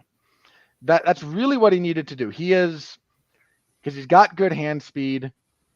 He needed to be able to find openings, which are going to be there. Fury is somewhat, especially early, he's kind of hittable. But mostly what Usyk needed to do was avoid problems. He needed to avoid getting caught coming in because he has to close distance on this fight because Fury's the bigger man. He needs to avoid getting pinned on the ropes. He needs to avoid being clenched up and being leaned on and pushed and pulled and dragged around. And he needs to kind of just outwork Fury because Tyson Fury is a fighter who, more than maybe anyone else I've seen, certainly recently, fights to the level of his opposition. That's very true. If I will he also is, tell you, for the first time, I think Tyson Fury's entire career that I've been watching, he didn't know what to do with Oleksandr Usyk, and he knows what to do with everybody. Tyson Fury is deceptively very ring smart because he doesn't seem he's like an it. Fury, you and Pat both said this, I think, when you were talking about Fury on your last History of Boxing. Tyson Fury has one of the best fight IQs in the boxing world. Right. So for him to be as befuddled as he was with Usyk was a, I don't want to say it's a thing of joy because that's not really what I'm getting at, but it's one of those moments in boxing where this is a rare thing that you're going to see, where a guy this smart is this dumbfounded. Well, what we get in this fight ultimately is one of the great momentum shifts. Usyk starts out well, and he does a very smart thing. He pushes Fury back a lot. Now, for a lot of guys, for a lot of heavyweights in particular, this is one of the things that bothered Joshua when he fought Usyk. Backing up. Anytime he was backing up, it was sapping Joshua's legs. He's not used to it. And doing it for long stretches of time because you've got this small dynamo that is faking and feinting and moving around and confusing you mentally and then confusing you physically and then punching you in the face at the same time. It's a little disorienting. Just a bit. To Fury's credit, he never had that problem. But he comes out and Usyk correctly, I think, identified that I've got to win early rounds. Yeah. Because this is probably not going to get stopped. Not guaranteed, but probably not. Usyk's not the biggest finisher in the world in general. And boxing scoring is a math problem. One of the important things, especially if you're fighting a very good fighter, those first 3 rounds, everyone kind of treats those as a wash because you don't know the other guy. We have to figure each other out.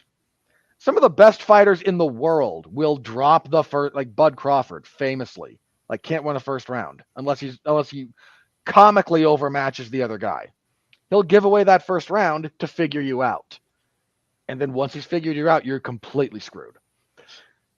Usyk identified, okay, I have to do what I know will win early rounds while I figure this out. And for Tyson Fury, that's kind of an ego shake. Because normally, I mean, when you think about, again, it's very important to look at the more immediate history of Tyson Fury, 2.0. He decimates Deontay Wilder. I mean, nobody gave him fits. Nobody. He came back from semi-retirement and either handled or managed or decimated everybody that got in front of him. When you think about that, this was his first real challenge. And I said this about Anthony Joshua. It's not quite the Victor Ortiz, I don't deserve to be beaten up this way sort of thing, but there is an entitlement. Never going to let that go. There is an entitlement to certain fighter mentalities. And Tyson Fury led himself to believe that he was going to handle, manage, or dismantle Oleksandr Usyk. And, he already thought he was a better fighter than Anthony Joshua, and he's watched Anthony Joshua get dismantled on any number of different occasions. He had to have gone into that fight thinking, and I know he did just based on interviews, and he was like, well, that's just marketing. No, listen to what Tyson Fury is saying and think about his history, and let's do some understanding of mental health here, of his psychology. He went into that fight going, I got this. And Oleksandr Usyk smartly, as you pointed out, showed him he didn't very early on. Well, again, there's a couple of things that happen over the course of those first few rounds. One, Usyk does land, and he does win the first 2 rounds. But things start going poorly for Usyk not long after that. The 3rd round's a little bit of a swing round. I know a lot of people gave it to Usyk, but Fury starts having moments. Because Fury is not bothered going backwards. This is one of the big things that I think, if there's something about this that bothered Usyk, I don't think he was prepared for how proficient Tyson Fury was on the back foot. Yeah, he's not quite Floyd Mayweather, but he fights very, very well off his back feet. Yes, he does. And it was kind of bothering Usyk a little bit. Now, he never fell into the gamesmanship that Fury was doing, which is good. But Fury starts to get his timing. Fury starts to read his entries, and he starts catching him. Usyk does a lot of trunk movement, and he will dip. Some really great stuff that Usyk does. He has a okay. I'm going to get super in the weeds here on the following thing, but this leads into the bad hurt and the knockdown that comes later. Usyk has incredibly fast feet. If you want to jab closer to throw, if you want to either double jab or jab closer and then fire across or an overhand, the backhand. Normally what you do, you step as you jab. Like whatever hand is punching, that foot is moving. So we jab and then we step up with the back foot and we throw the power hand. And this is the rhythm. If you double jab, it's step with the front foot, jab. Your jab only comes back about halfway. And as it does, your back foot steps forward. Then you step forward again with your front foot, jab again, retract into your defensive position. You've eaten up ground while keeping something out there for them to deal with. If you have very fast feet, you can make that front foot and back foot step as you jab. And then suddenly that too is coming faster, closer than you're expecting because it's off your normal rhythm. Usyk is fast enough of foot to make that work. And again, this is what plays into the knockdown later. But once Fury gets a read a little bit on that and the entries that Usyk is using, he starts to catch him. He starts slamming home punches to the body. He starts timing some of his dips and his trunk movement with a really nice right uppercut. He hurts Usyk visibly in the 7th. He wobbled him pretty good. Yeah, one of the few times I've ever seen Usyk really kind of wobbled like that from a headshot. He hurts him. And he's, again, so rounds I like... want to stop you there. I was telling somebody this today. One of the reasons why I started doing the alternative commentaries was how fed up me, and Pat got with the cheerleading going on in the commentary. A little bit.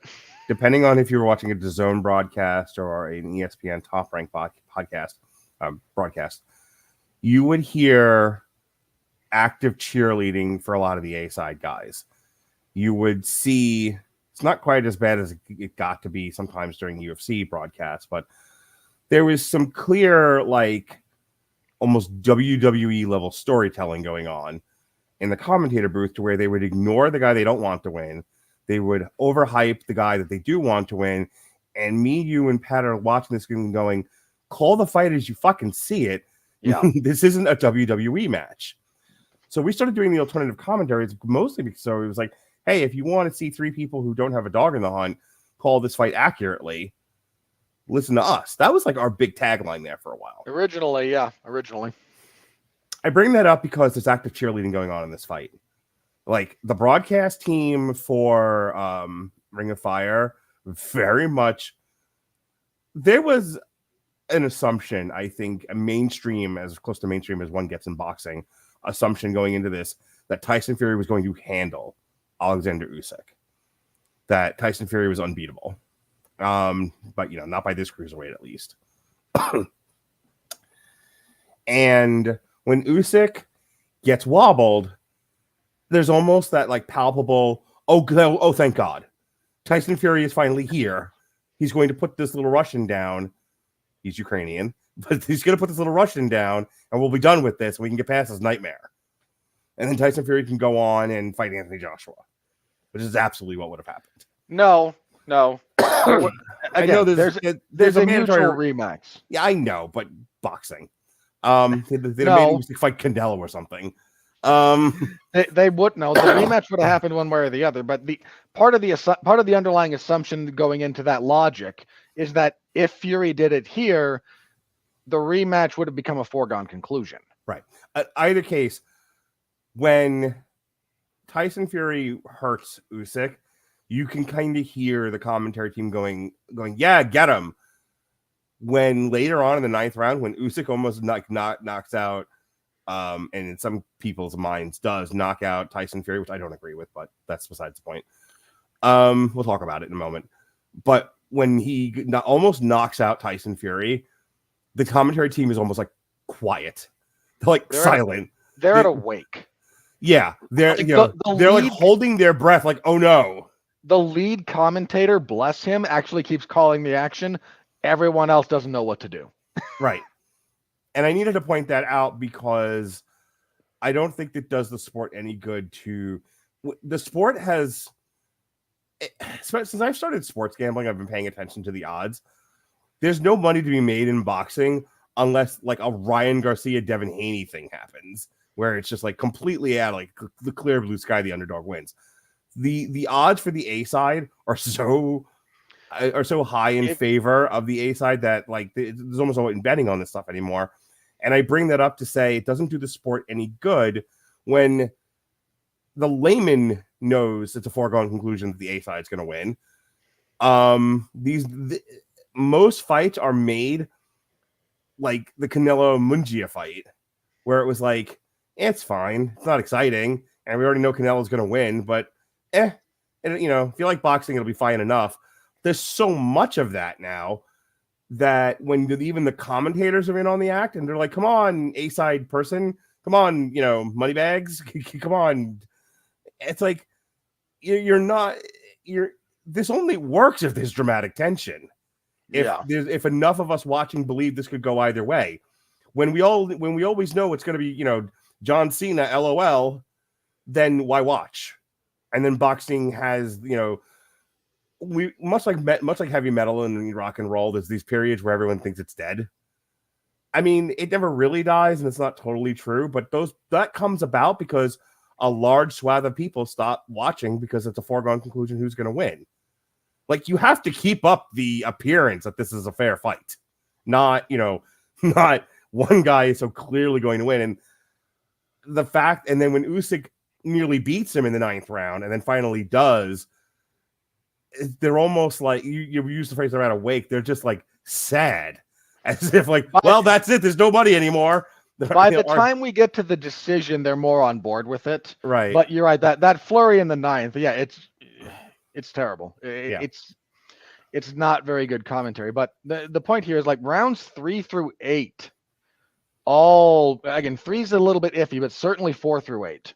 Mm-hmm. That's Tyson Fury. Yeah. Like, he's doing his thing. He's moving well. He's going both forward and backwards at times.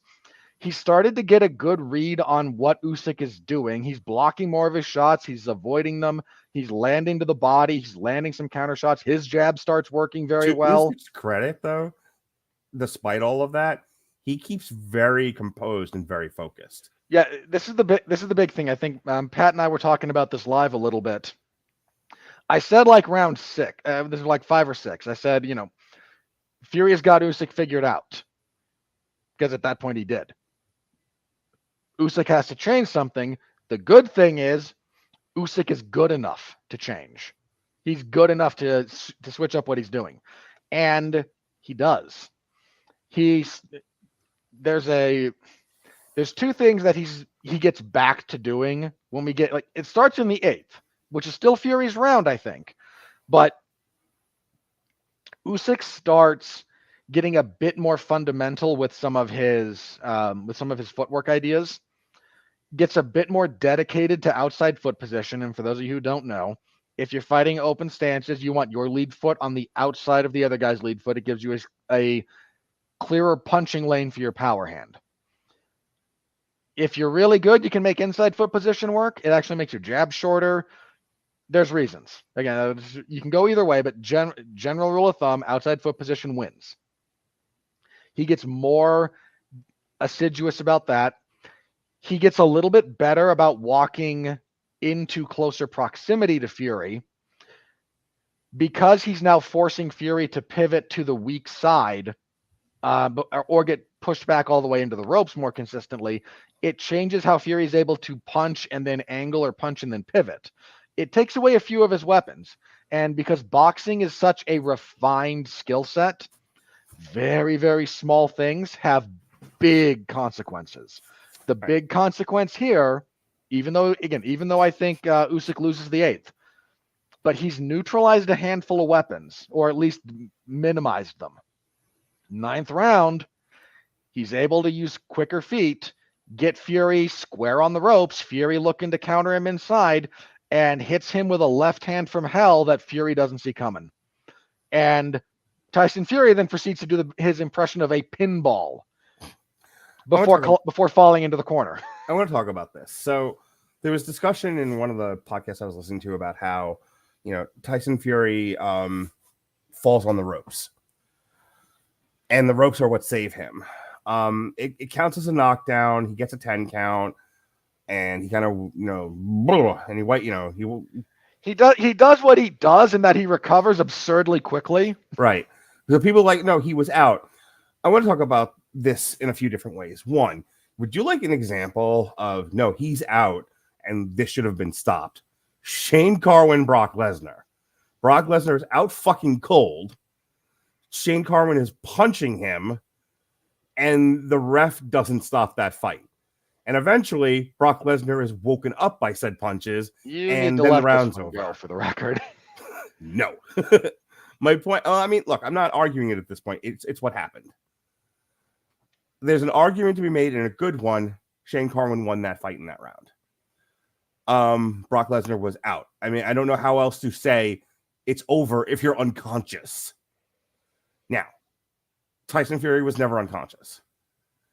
When he's like, he leans on the ropes and maybe he falls over if the ropes aren't there. Maybe he doesn't. This is Tyson Fury we're talking about. Well, hang on. So there is a rule about this. Mm-hmm.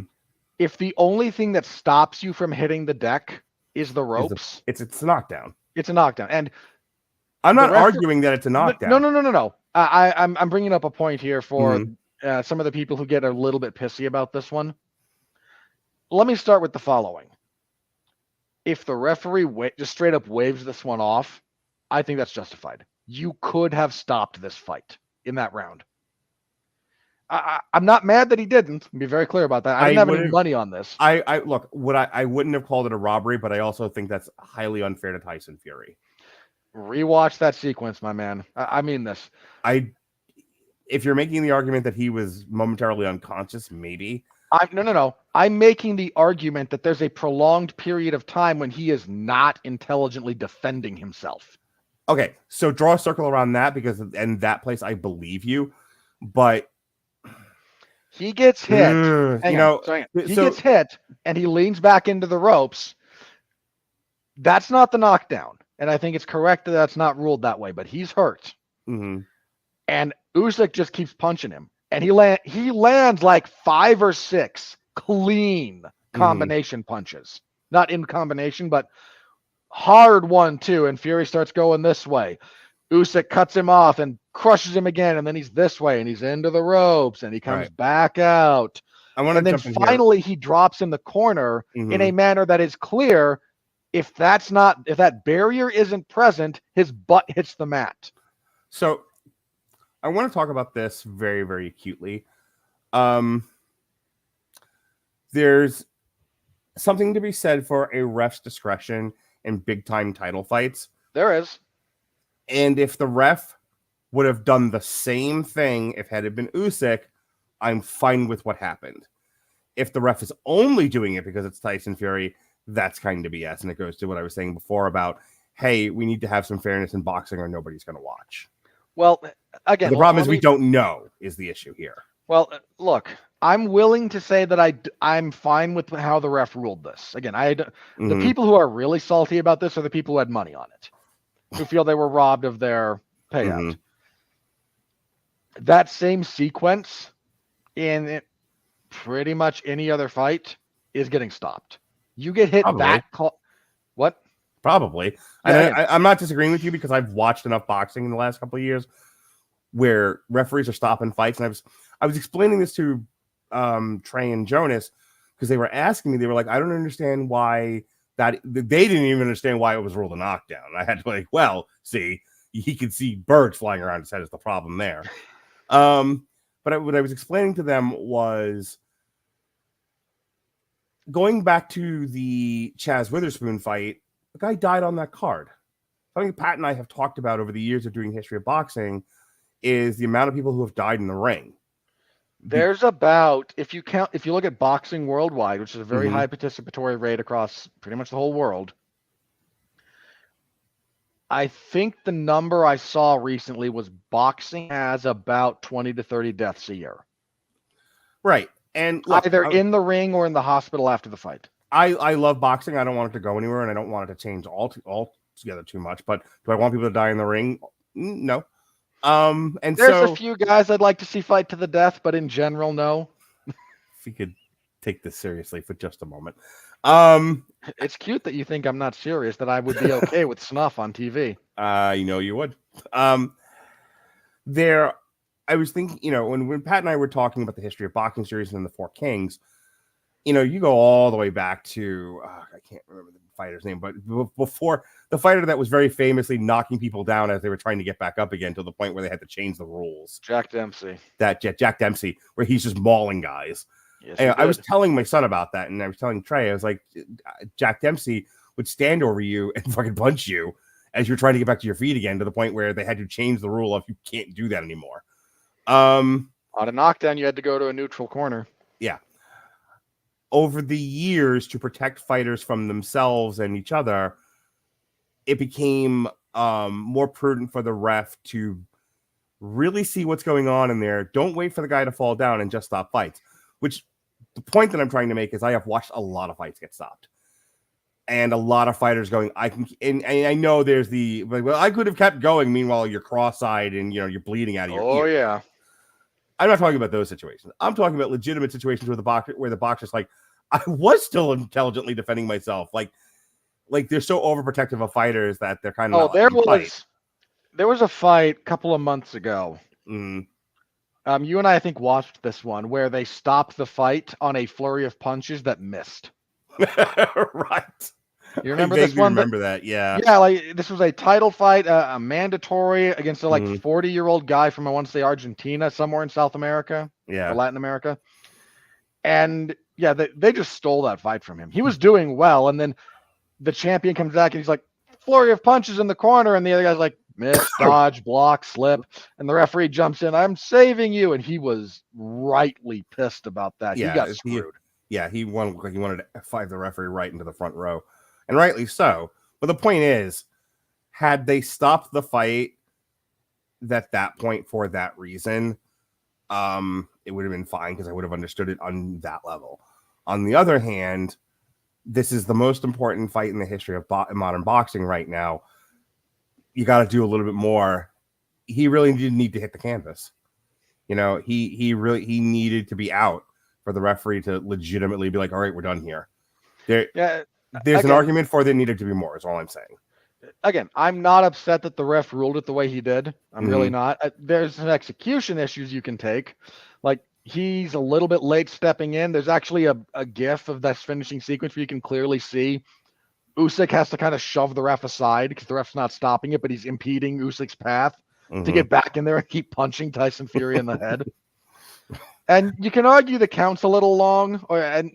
Again, there is some discretion here with the ref. They want to double check. But again, there's some arguments to be made there that.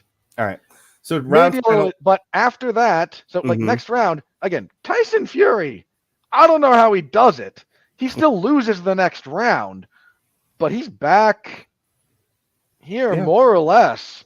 This isn't like a Deontay Wilder situation where the body was there, but the mind was long gone. The mind had packed up its bags and left. Yeah, and Tyson Fury again loses the next round still, but he's more or less still in the fight. He's still doing what he's trying to do. Right. He's just now struggling a bit because Usyk has found a whole other way of, again, entering. He's found a better angle for doing so more consistently. And Fury has gotten away from hitting the body. This is my big takeaway from the back half, from the back fourth or so of this fight. When Fury stopped going to the body, he really stopped influencing a lot of what Usyk was doing. There was an argument to be made that if he had continued to work the body, he'd have won that fight. Again, that's where Usyk's been soft in the past. He's had body issues. Hitting him in the head, might as well be punching a wall. So it's not easy to hurt that guy to the head. But so it's a split decision in favor of Usyk, which is a little. So I saw that scorecard for Fury, and no, I'm sorry, that's a terrible call. My thought. So when I said at the time before they announced the scorecards, my kids are all asking me, like, who do you think won? And I said, well, I think Usyk won by decision. I don't think it'll be unanimous. I think it'll be a split decision. Watch it be a split draw because boxing. And I kept waiting for that to be announced. Yeah, that was on the table a little bit. For me though, I don't know who the rematch favors now. Is believe it or not, as crazy as this fight, and this is a great fight. These two square up again with what they've learned about each other. I don't know who that favors. I genuinely don't. Here's the thing. Tyson Fury, as time progresses, you only get older. Tyson Fury is a few months older at the end of this year than he is now, which goes without saying. Duh. So a couple of things. One, not as fresh. Hey. Well, if you want to play this card, do me one quick favor real fast. Don't look this up, but how old is Tyson Fury? Don't 37? Look it up. What? 37. He's 35. That was close. How old is Oleksandr Usyk? 45. No, don't be silly. How old? I want to say he's 37 or 38. Usyk's older of these two. You wouldn't know that by looking at their bodies. Look, has Tyson Fury lived harder than Oleksandr Usyk, and has he done a lot more drugs? You're dismissing something that is. You are way dismissing something that is very important. Hang on. I'm not dismissing it. I'm saying, especially when you consider all the amateur fights that Usyk had, like the wear and tear on Usyk is not necessarily as evident, but let's not pretend it's not there. Fury just is a bit more dramatic because he's a dramatic person. I'm going to go ahead and make a profound claim. Make a bold claim. This might get me canceled. I think Usyk wins the next fight. He might. He very well might. I think a couple of things. One, I think Tyson Fury is going to fall into the same trap that Anthony Joshua did, which is, oh, I have you figured out now. No, you don't. Number one. Number two, I don't think Tyson Fury's heart's in this anymore. I think he likes the money. I think he doesn't want to go out on a loss. But I don't think mentally when he came back from the drug and mental health issues, he had something to prove. And then he went through the Wilder trilogy. And I honestly think there was a part of him that didn't want to do this anymore then. Like, I've done it. I got this monkey off my back. And I think at that time he was like, I would like to move on with my life. There's nothing more left for me in boxing. If I stay here long enough, I'm going to wear out my welcome and I'm going to end up losing. And so he did. And I think he wants the rematch for all the wrong reasons. And I think ultimately he's going to get in the ring with this guy who is unmoved, unfazed, and is only emboldened by the fact that he's already beaten him once. And I think this time, you never know. You've always got to plan until you get hit in the face. I don't think Oleksandr Usyk knew totally what he was getting with Tyson Fury. It's almost impossible. This is one of the brilliant things, believe it or not, about Tyson Fury. Mm-hmm. Nobody does. Until you are actually in the ring with him, right. You don't know what he's going to do. But you know this as well as I do. The confidence you gain after you've already taken a measure of a man, it's immeasurable. Oh yeah, look, it's part of the only reason I say that I'm not sure how the rematch goes. Mm-hmm. One, this fight, while I agree Usyk won, if you track the fight start to finish, ebb and flow, there's more than enough success for Tyson Fury to believe that he can build upon that. Okay. So the rematch is tentatively scheduled for October 12th. Oh, hang on. Here's the other reason why I kind of hope Fury wins the rematch for one reason and one reason only. Mm-hmm. Because if he does, we get a third. And if Fury wins the rematch, I don't imagine it's going to be a bad fight. And I just would love to see these two guys fight again. Yeah, I don't know. I like good fights. I like good fighters. I'm really into this idea of having one heavyweight champion. Hang on, which was true until, if we wait another minute, it'll be midnight your time.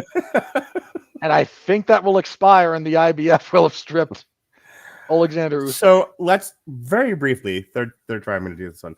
I know they're the scuttlebutt that we keep kind of joking about, kind of poking at, is that they're going to strip, what is it, the IBF or the IBO?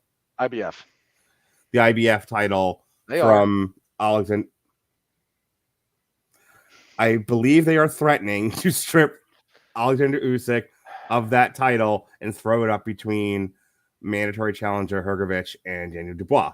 Now, I've also heard, and I don't know if this crossed your newsfeed, but it did mine, that they are thinking that Tyson Fury has already petitioned the IBF to say, please don't do that. And he can petition all he wants. he can, but I think everyone wants to be friends right now. And I think there's a middle of the road solution that's easy enough to do, and that's create an interim belt. It's not like boxing doesn't create fucking belts. Jesus Christ, Canelo's like the champion of Mexico. They just throw belts around. They make new belts for no good reason. I'm not. They could. I'm with you. They should. Here's the problem, and this is a legal problem. Hrgović is owed a title fight, and he is not taking step-aside money anymore. Okay, but again, what does a title fight mean? If a title might... The undisputed title, like the full title. He's not the mandatory for the interim. I would tell you that if they get his lawyer and the IBF's lawyers in the same room, they're not going to quibble about that language. If it's like he gets a title fight, fine, we'll make him a title. We don't care. This is one of the few times when I'm with you, like throw another pointless title in boxing so that we can keep the heavyweight belts together, but here will be a fun thing. They can go the WBA route. There's nothing that stops them. There's nothing that stops them from doing anything they want, essentially. So the WBA, for those that may not know this, has a regular and a super heavyweight title. So but the IBF doesn't, and they don't want to introduce super champions across all their different weight classes. And if they do it here, the precedent will be set, and they'll have to do it elsewhere. Maybe, or they do it once and then they quickly undo it before anyone makes them do it to the rest of the weight classes. Like, this is boxing. It's this close to being the fucking mafia. Like, they just got to do whatever the fuck. Look, again, I'm not saying you're wrong, and this would be one of the times when I would be in favor of it, because quit shooting yourself in the foot. So money talks, bullshit walks. And if Tyson Fury's lawyers are in there going, hey, do us a solid, wink, wink. Yeah, but hang on. That's not a legal argument. That's the problem. There is no legal argument for what they're doing. Fury is making a petition based on emotion, a degree of logic, and I'm one of the biggest guys in the sport. And the reality is, if the rest of the heavyweight division, if the rest of boxing decides the IBF belt means nothing, then it means nothing. Right, but that's what I'm saying. But I don't know all the total like specifics of it, and I really want to end the conversation after this. I don't know all the specifics of it, but I'm telling you, there's something that the IBF wants under their Christmas tree that Tyson Fury can make happen if everyone plays ball. And legal schmiegel, I have worked in the criminal justice system long enough, even tangentially, to know shit can be worked out. I'm not saying it can't. I'm saying, especially if Hrgović wants to put his foot down about this, that can actually make this very complicated. Somebody from Tyson Fury's camp is going to tell him, please stop being an idiot. We're all in this together. Rising tide lifts all ships. Don't be an asshole. And yet, no, a rising tide doesn't lift all ships in boxing is kind of the problem. Well, that's not what they're going to tell him now, is it? No, but look, they're going to, well, are you sure you won't take step-aside money again? You know, it's kind of how this is going to boil down. The smart pitch to Hrgović is, shut up and take whatever belt we give you. Shut the fuck up, Gina. Don't fuck with the money, Gina. Take them, take the belt. Shut up. Wait for this to settle itself, and you'll get the winner. Just shut up. Except there's 3 other sanctioning bodies who might have say over who gets the next shot, and it's not Hrgović. Look, this is just the architecture of boxing. No, I know. I don't know what else to tell you. I understand. You know, someone's going to end up naming Deontay Wilder. Someone's going to end up, you know, everyone wants to make money. Can we just take a minute and appreciate the fact that right here, right now, you and I have accidentally proven why undisputed champions are a pain in the ass in the world of boxing in 2024? Well, there's a reason they're rare, and it's not just because boxing is hard. It's because the logistical maneuvering required to do so is even harder than the fight. I would submit to you, though, Canelo. Everyone seems to be working with No, him in his camp. Look. He's currently the undisputed at super whatever middleweight. Super middleweight. Hang on, which is barely a division a little bit at the moment. Hang on. Canelo is also the face of boxing. Okay, You're hang making on. my point. No. I am, but I'm also making mine. Mm-hmm. The heavyweight champion is not the face of boxing right now. Sure, I understand that. Canelo is. If you are the one guy who is the face of the sport, yes, you get concessions. By the way, have you seen they're trying to make him versus Bud Crawford? Like it, I'm going to end the podcast with this. Hang on. I have another thing to say about undisputed champions before we do this, and I'm going to mock Canelo a little bit here. Fine, say your piece, but do it in 50 words or less. Canelo, quit ducking David Benavidez. Oh my God, you took my time for that. No, you have a Twitter for that sort of thing. No one cares about my Twitter.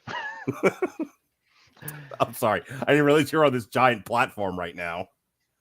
Well, no one cares about my Twitter.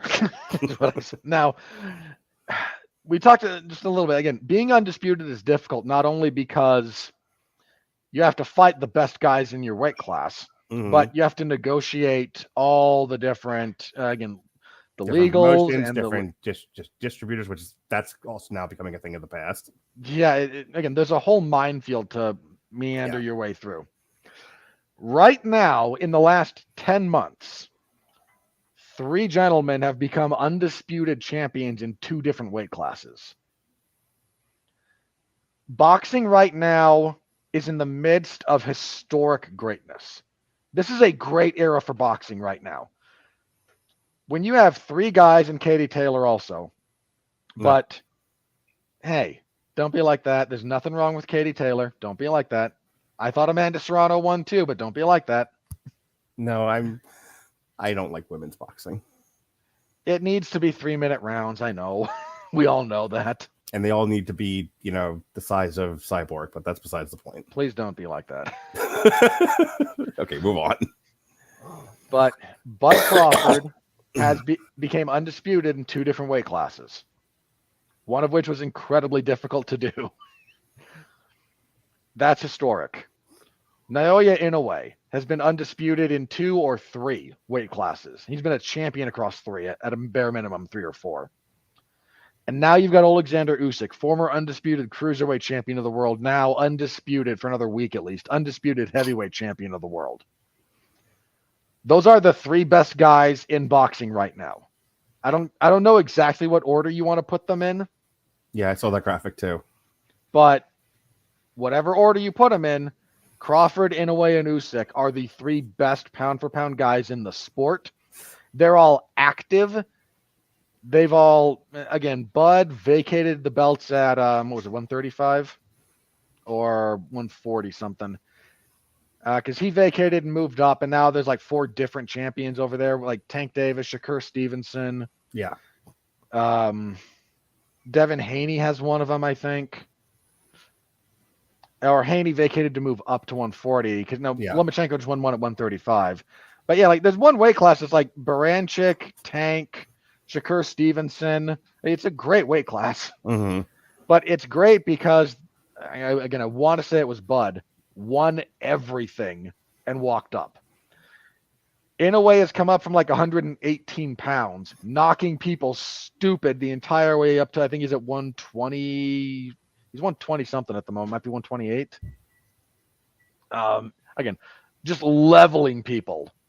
The monster. If you've never watched Naoya Inoue fights, watch them. Thank me later.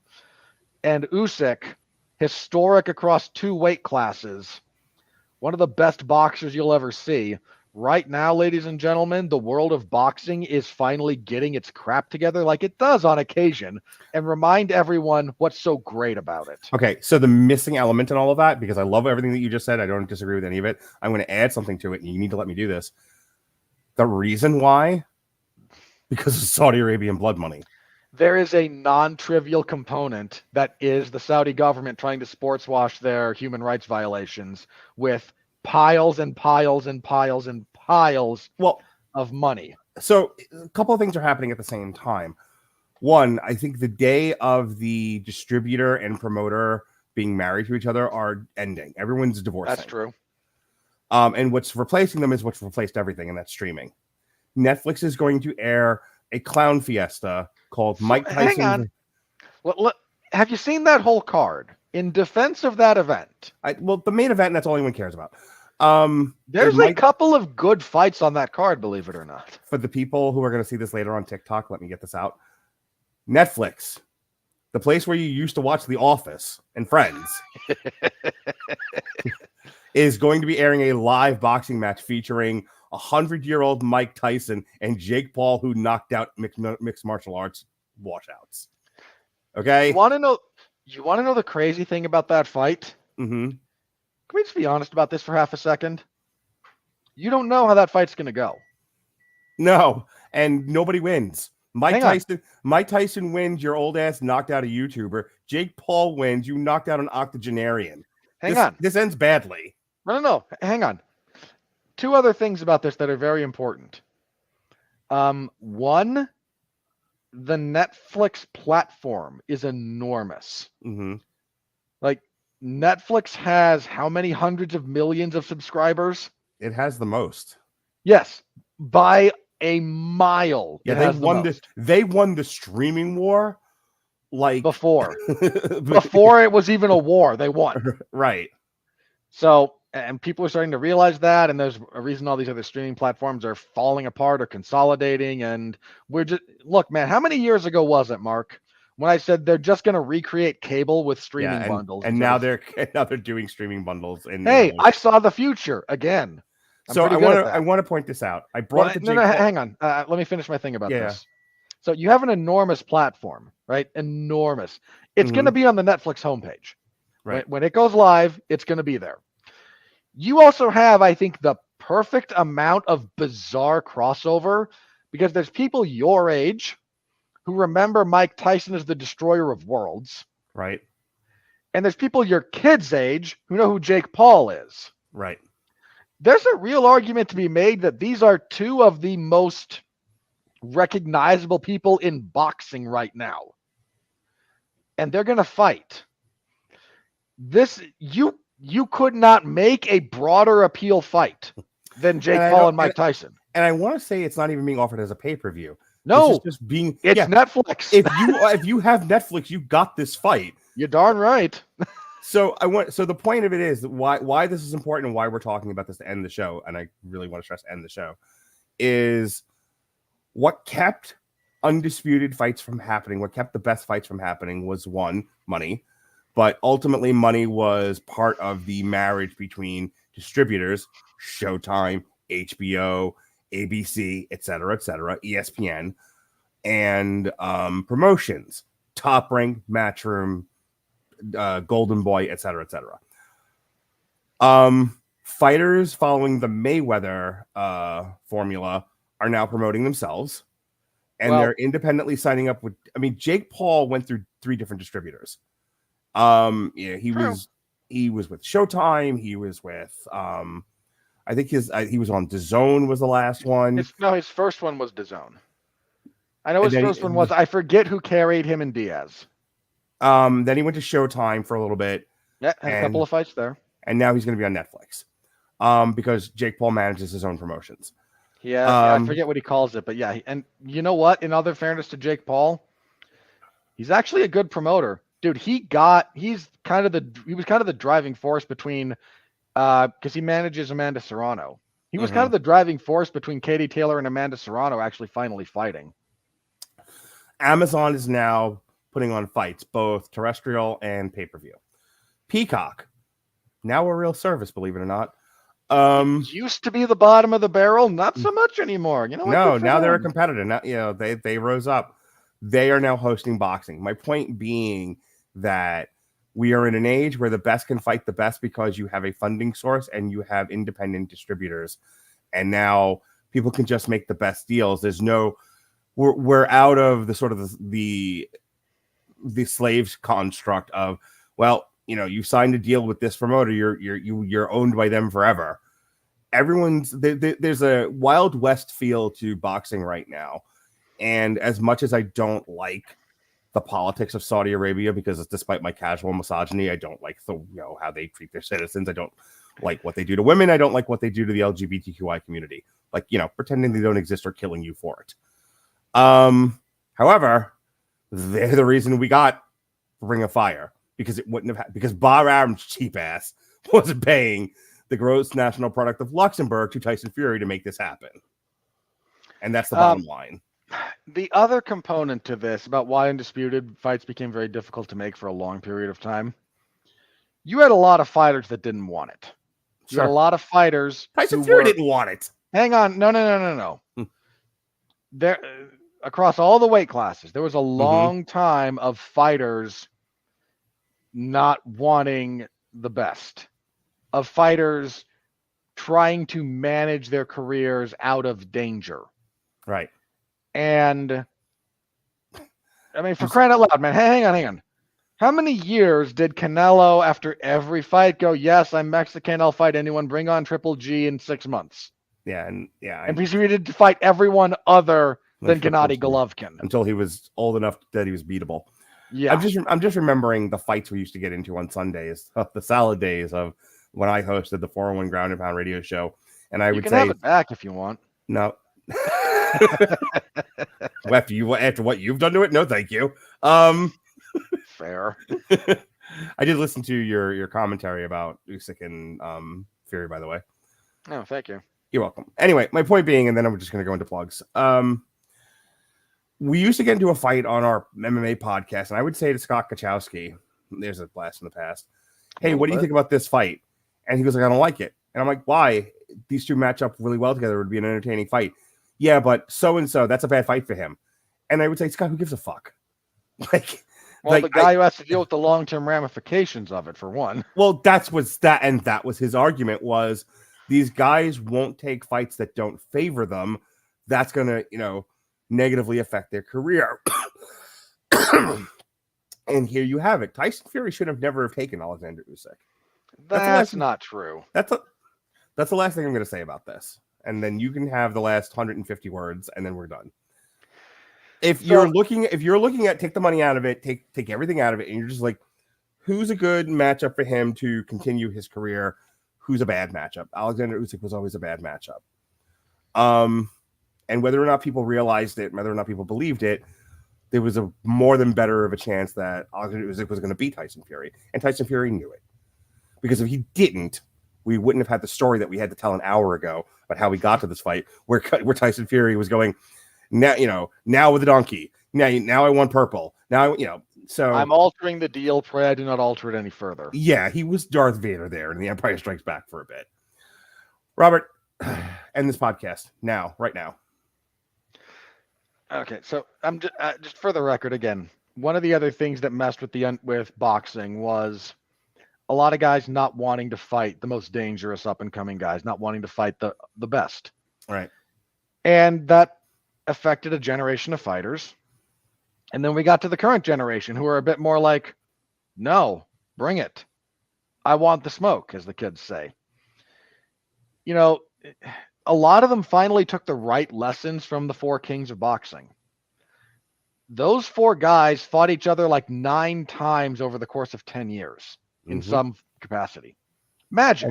Almost 3 fights to each fighter, except for poor Marvin Hagler. Always the bride, never the bride. Everyone and their dog tried to duck until they actually got in the ring with him, and then he murked them.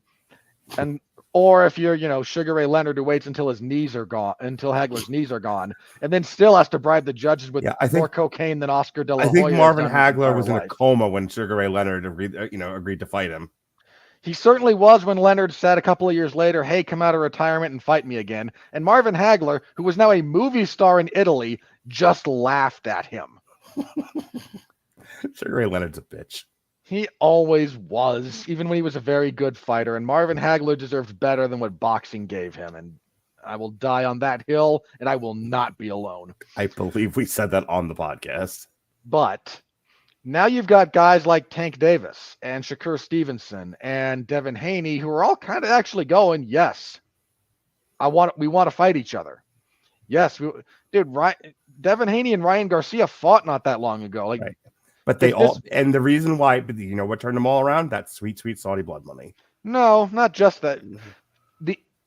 Hang on. The ripple effect, yes. They were not paid by Saudi Arabia for that fight. No, but what I'm saying is for the people listening, when Saudi kind of put their dick on the table and was just like, this is what we'll do. This is what we'll do to make boxing awesome. Yes. Everyone else kind of has to follow suit now. Yeah. Like, they're like shamed. Again, the ripple effect of that entry, 1,000,000% influenced all of this. 1,000,000%. But for a lot of guys, like Canelo doesn't care. I mean, he's already got enough money, so again, he doesn't care. He's going to do whatever he's going to do. Twice a year, and he fights whoever he wants. He's got a pretty good, sweet deal. Yeah, I mean, hey, you be the face of boxing, you get concessions and decisions you shouldn't have won, and actively avoiding the guy you should fight. And people are getting a little bit fed up with Canelo at this point, I think, and with good reason.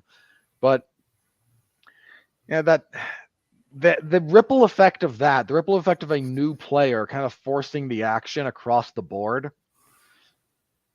Much as I'm loath to say it, because again, this is sports washing, this is blood money coming from all over the Middle East. It's having, if you isolate the discussion to what has it done for the sports in question, it's done great for boxing. It really has.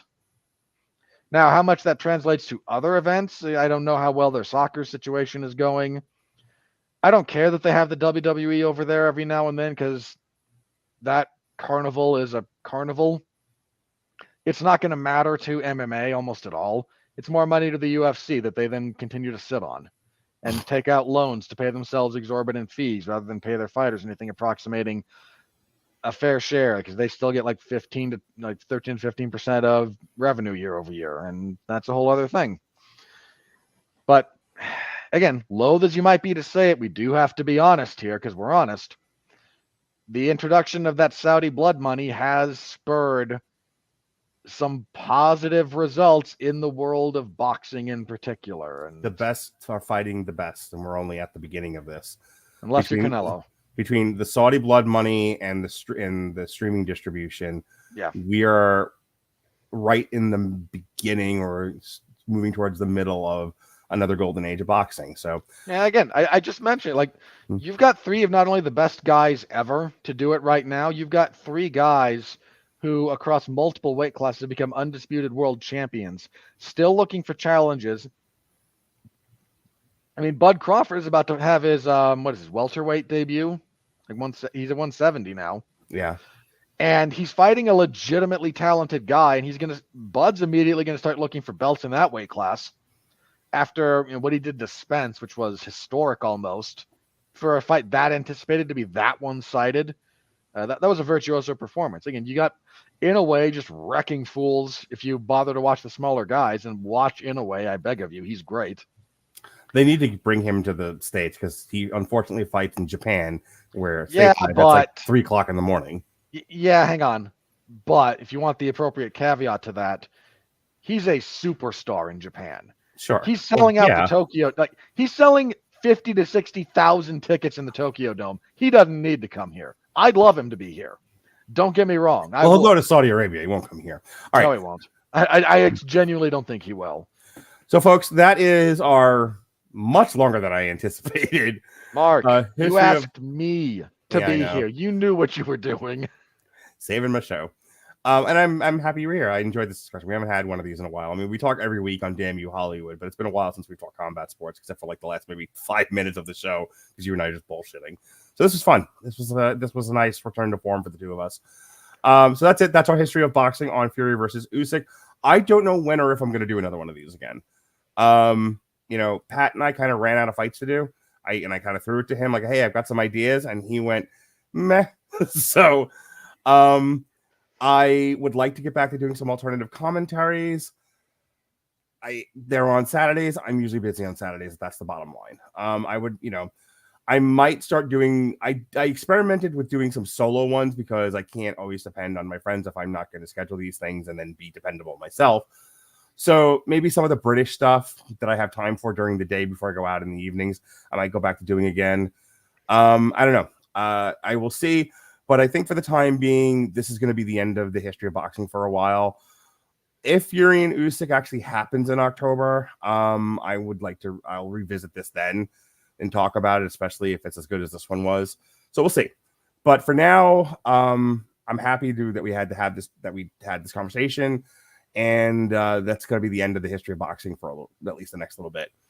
However, this is not the end of me and Robert, not by a long shot. As a matter of fact, this Tuesday we will be talking Furiosa, and people are threatening to come on that show. Did you know that?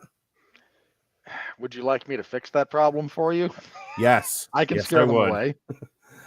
Jason allegedly is going to be on that show. Neil and Chris were both thinking about coming on, so we'll see. But I will definitely be there. You will definitely be there, and that is the only show I'm doing that next week. I have no other shows scheduled.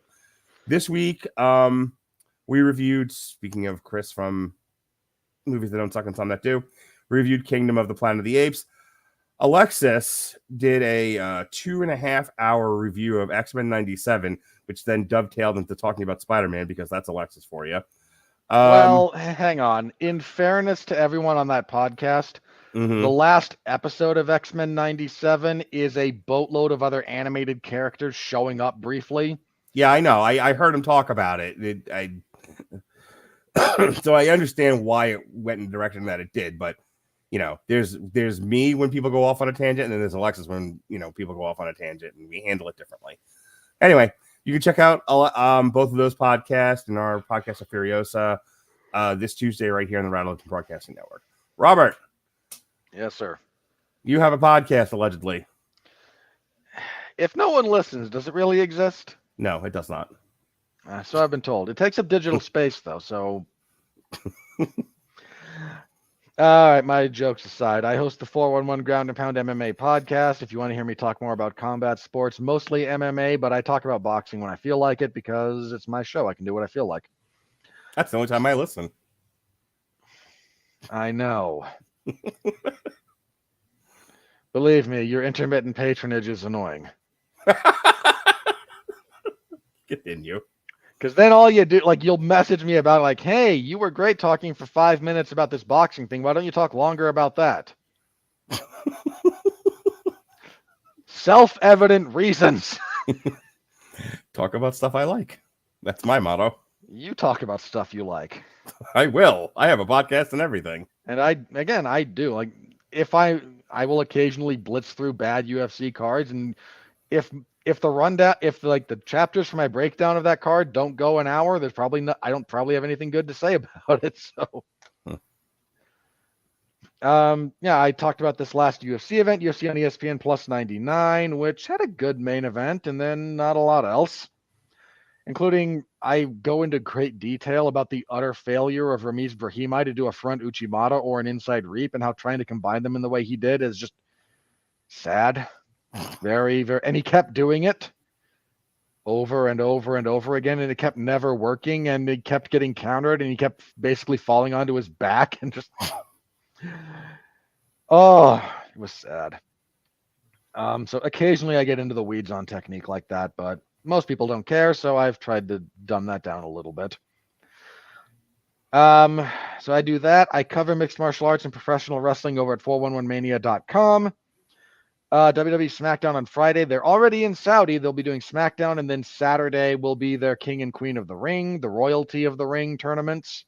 So tune it. I'm not covering that. However, I am covering on Sunday AEW's Double or Nothing. You poor bastard. I don't know a single thing about that card. Get it. I'm not even watching it. I usually at least watch the pay-per-views. So I'm going to double check a few things. They had their go home show yesterday. I need to double check the reports on that. So I think we've got Swerve Strickland and Christian. I wish I was joking. There was going to be an Anarchy in the Arena. I think Eddie Kingston got hurt in Japan. So now it's like, 'cause at the moment, their whole big thing is the Bucks are throwing their dicks around as executive vice presidents, and they crippled Tony Khan with a drive with the Meltzer driver or whatever they're calling it now. And Tony Khan actually appeared on the NFL draft in a neck brace because kayfabe is still real to him. You know what? I'm actually going to give him credit for that one. It's kind of funny.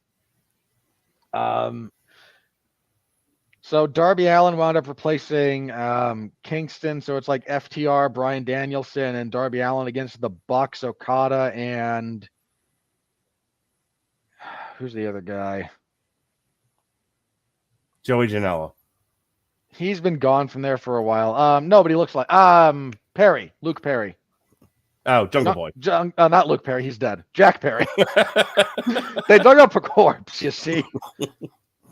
Which is fine because it sells about as much as the Bucks do. So I'll be covering that event on Sunday.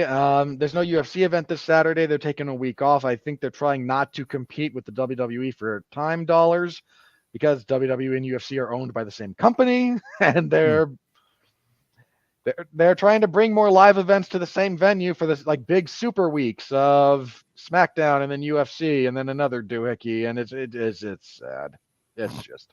It's dystopian in a way I kind of called when they said they were merging, and it's just gotten worse. But again, you can find all that over at 411mania.com. Furiosa on the agenda this Tuesday on Damn You Hollywood. We're taking Monday off because Memorial Day. I'll be eating pie with my girlfriend. Why'd you make it weird? It's not weird. It's pie. We both know what you meant. All right, folks. for Robert Winfree, who dutifully and gleefully came on this show, which I very much appreciate, more than he'll ever really know. For Pat Mullen, who could not be with us tonight because he's having his fun parts touched by a nice girl. And for me, who's going to try to do something with this congestion and cough. Be well, be safe. I recommend treating it, Mark. It's going to hit it with a bat. Be well, be safe, and behave.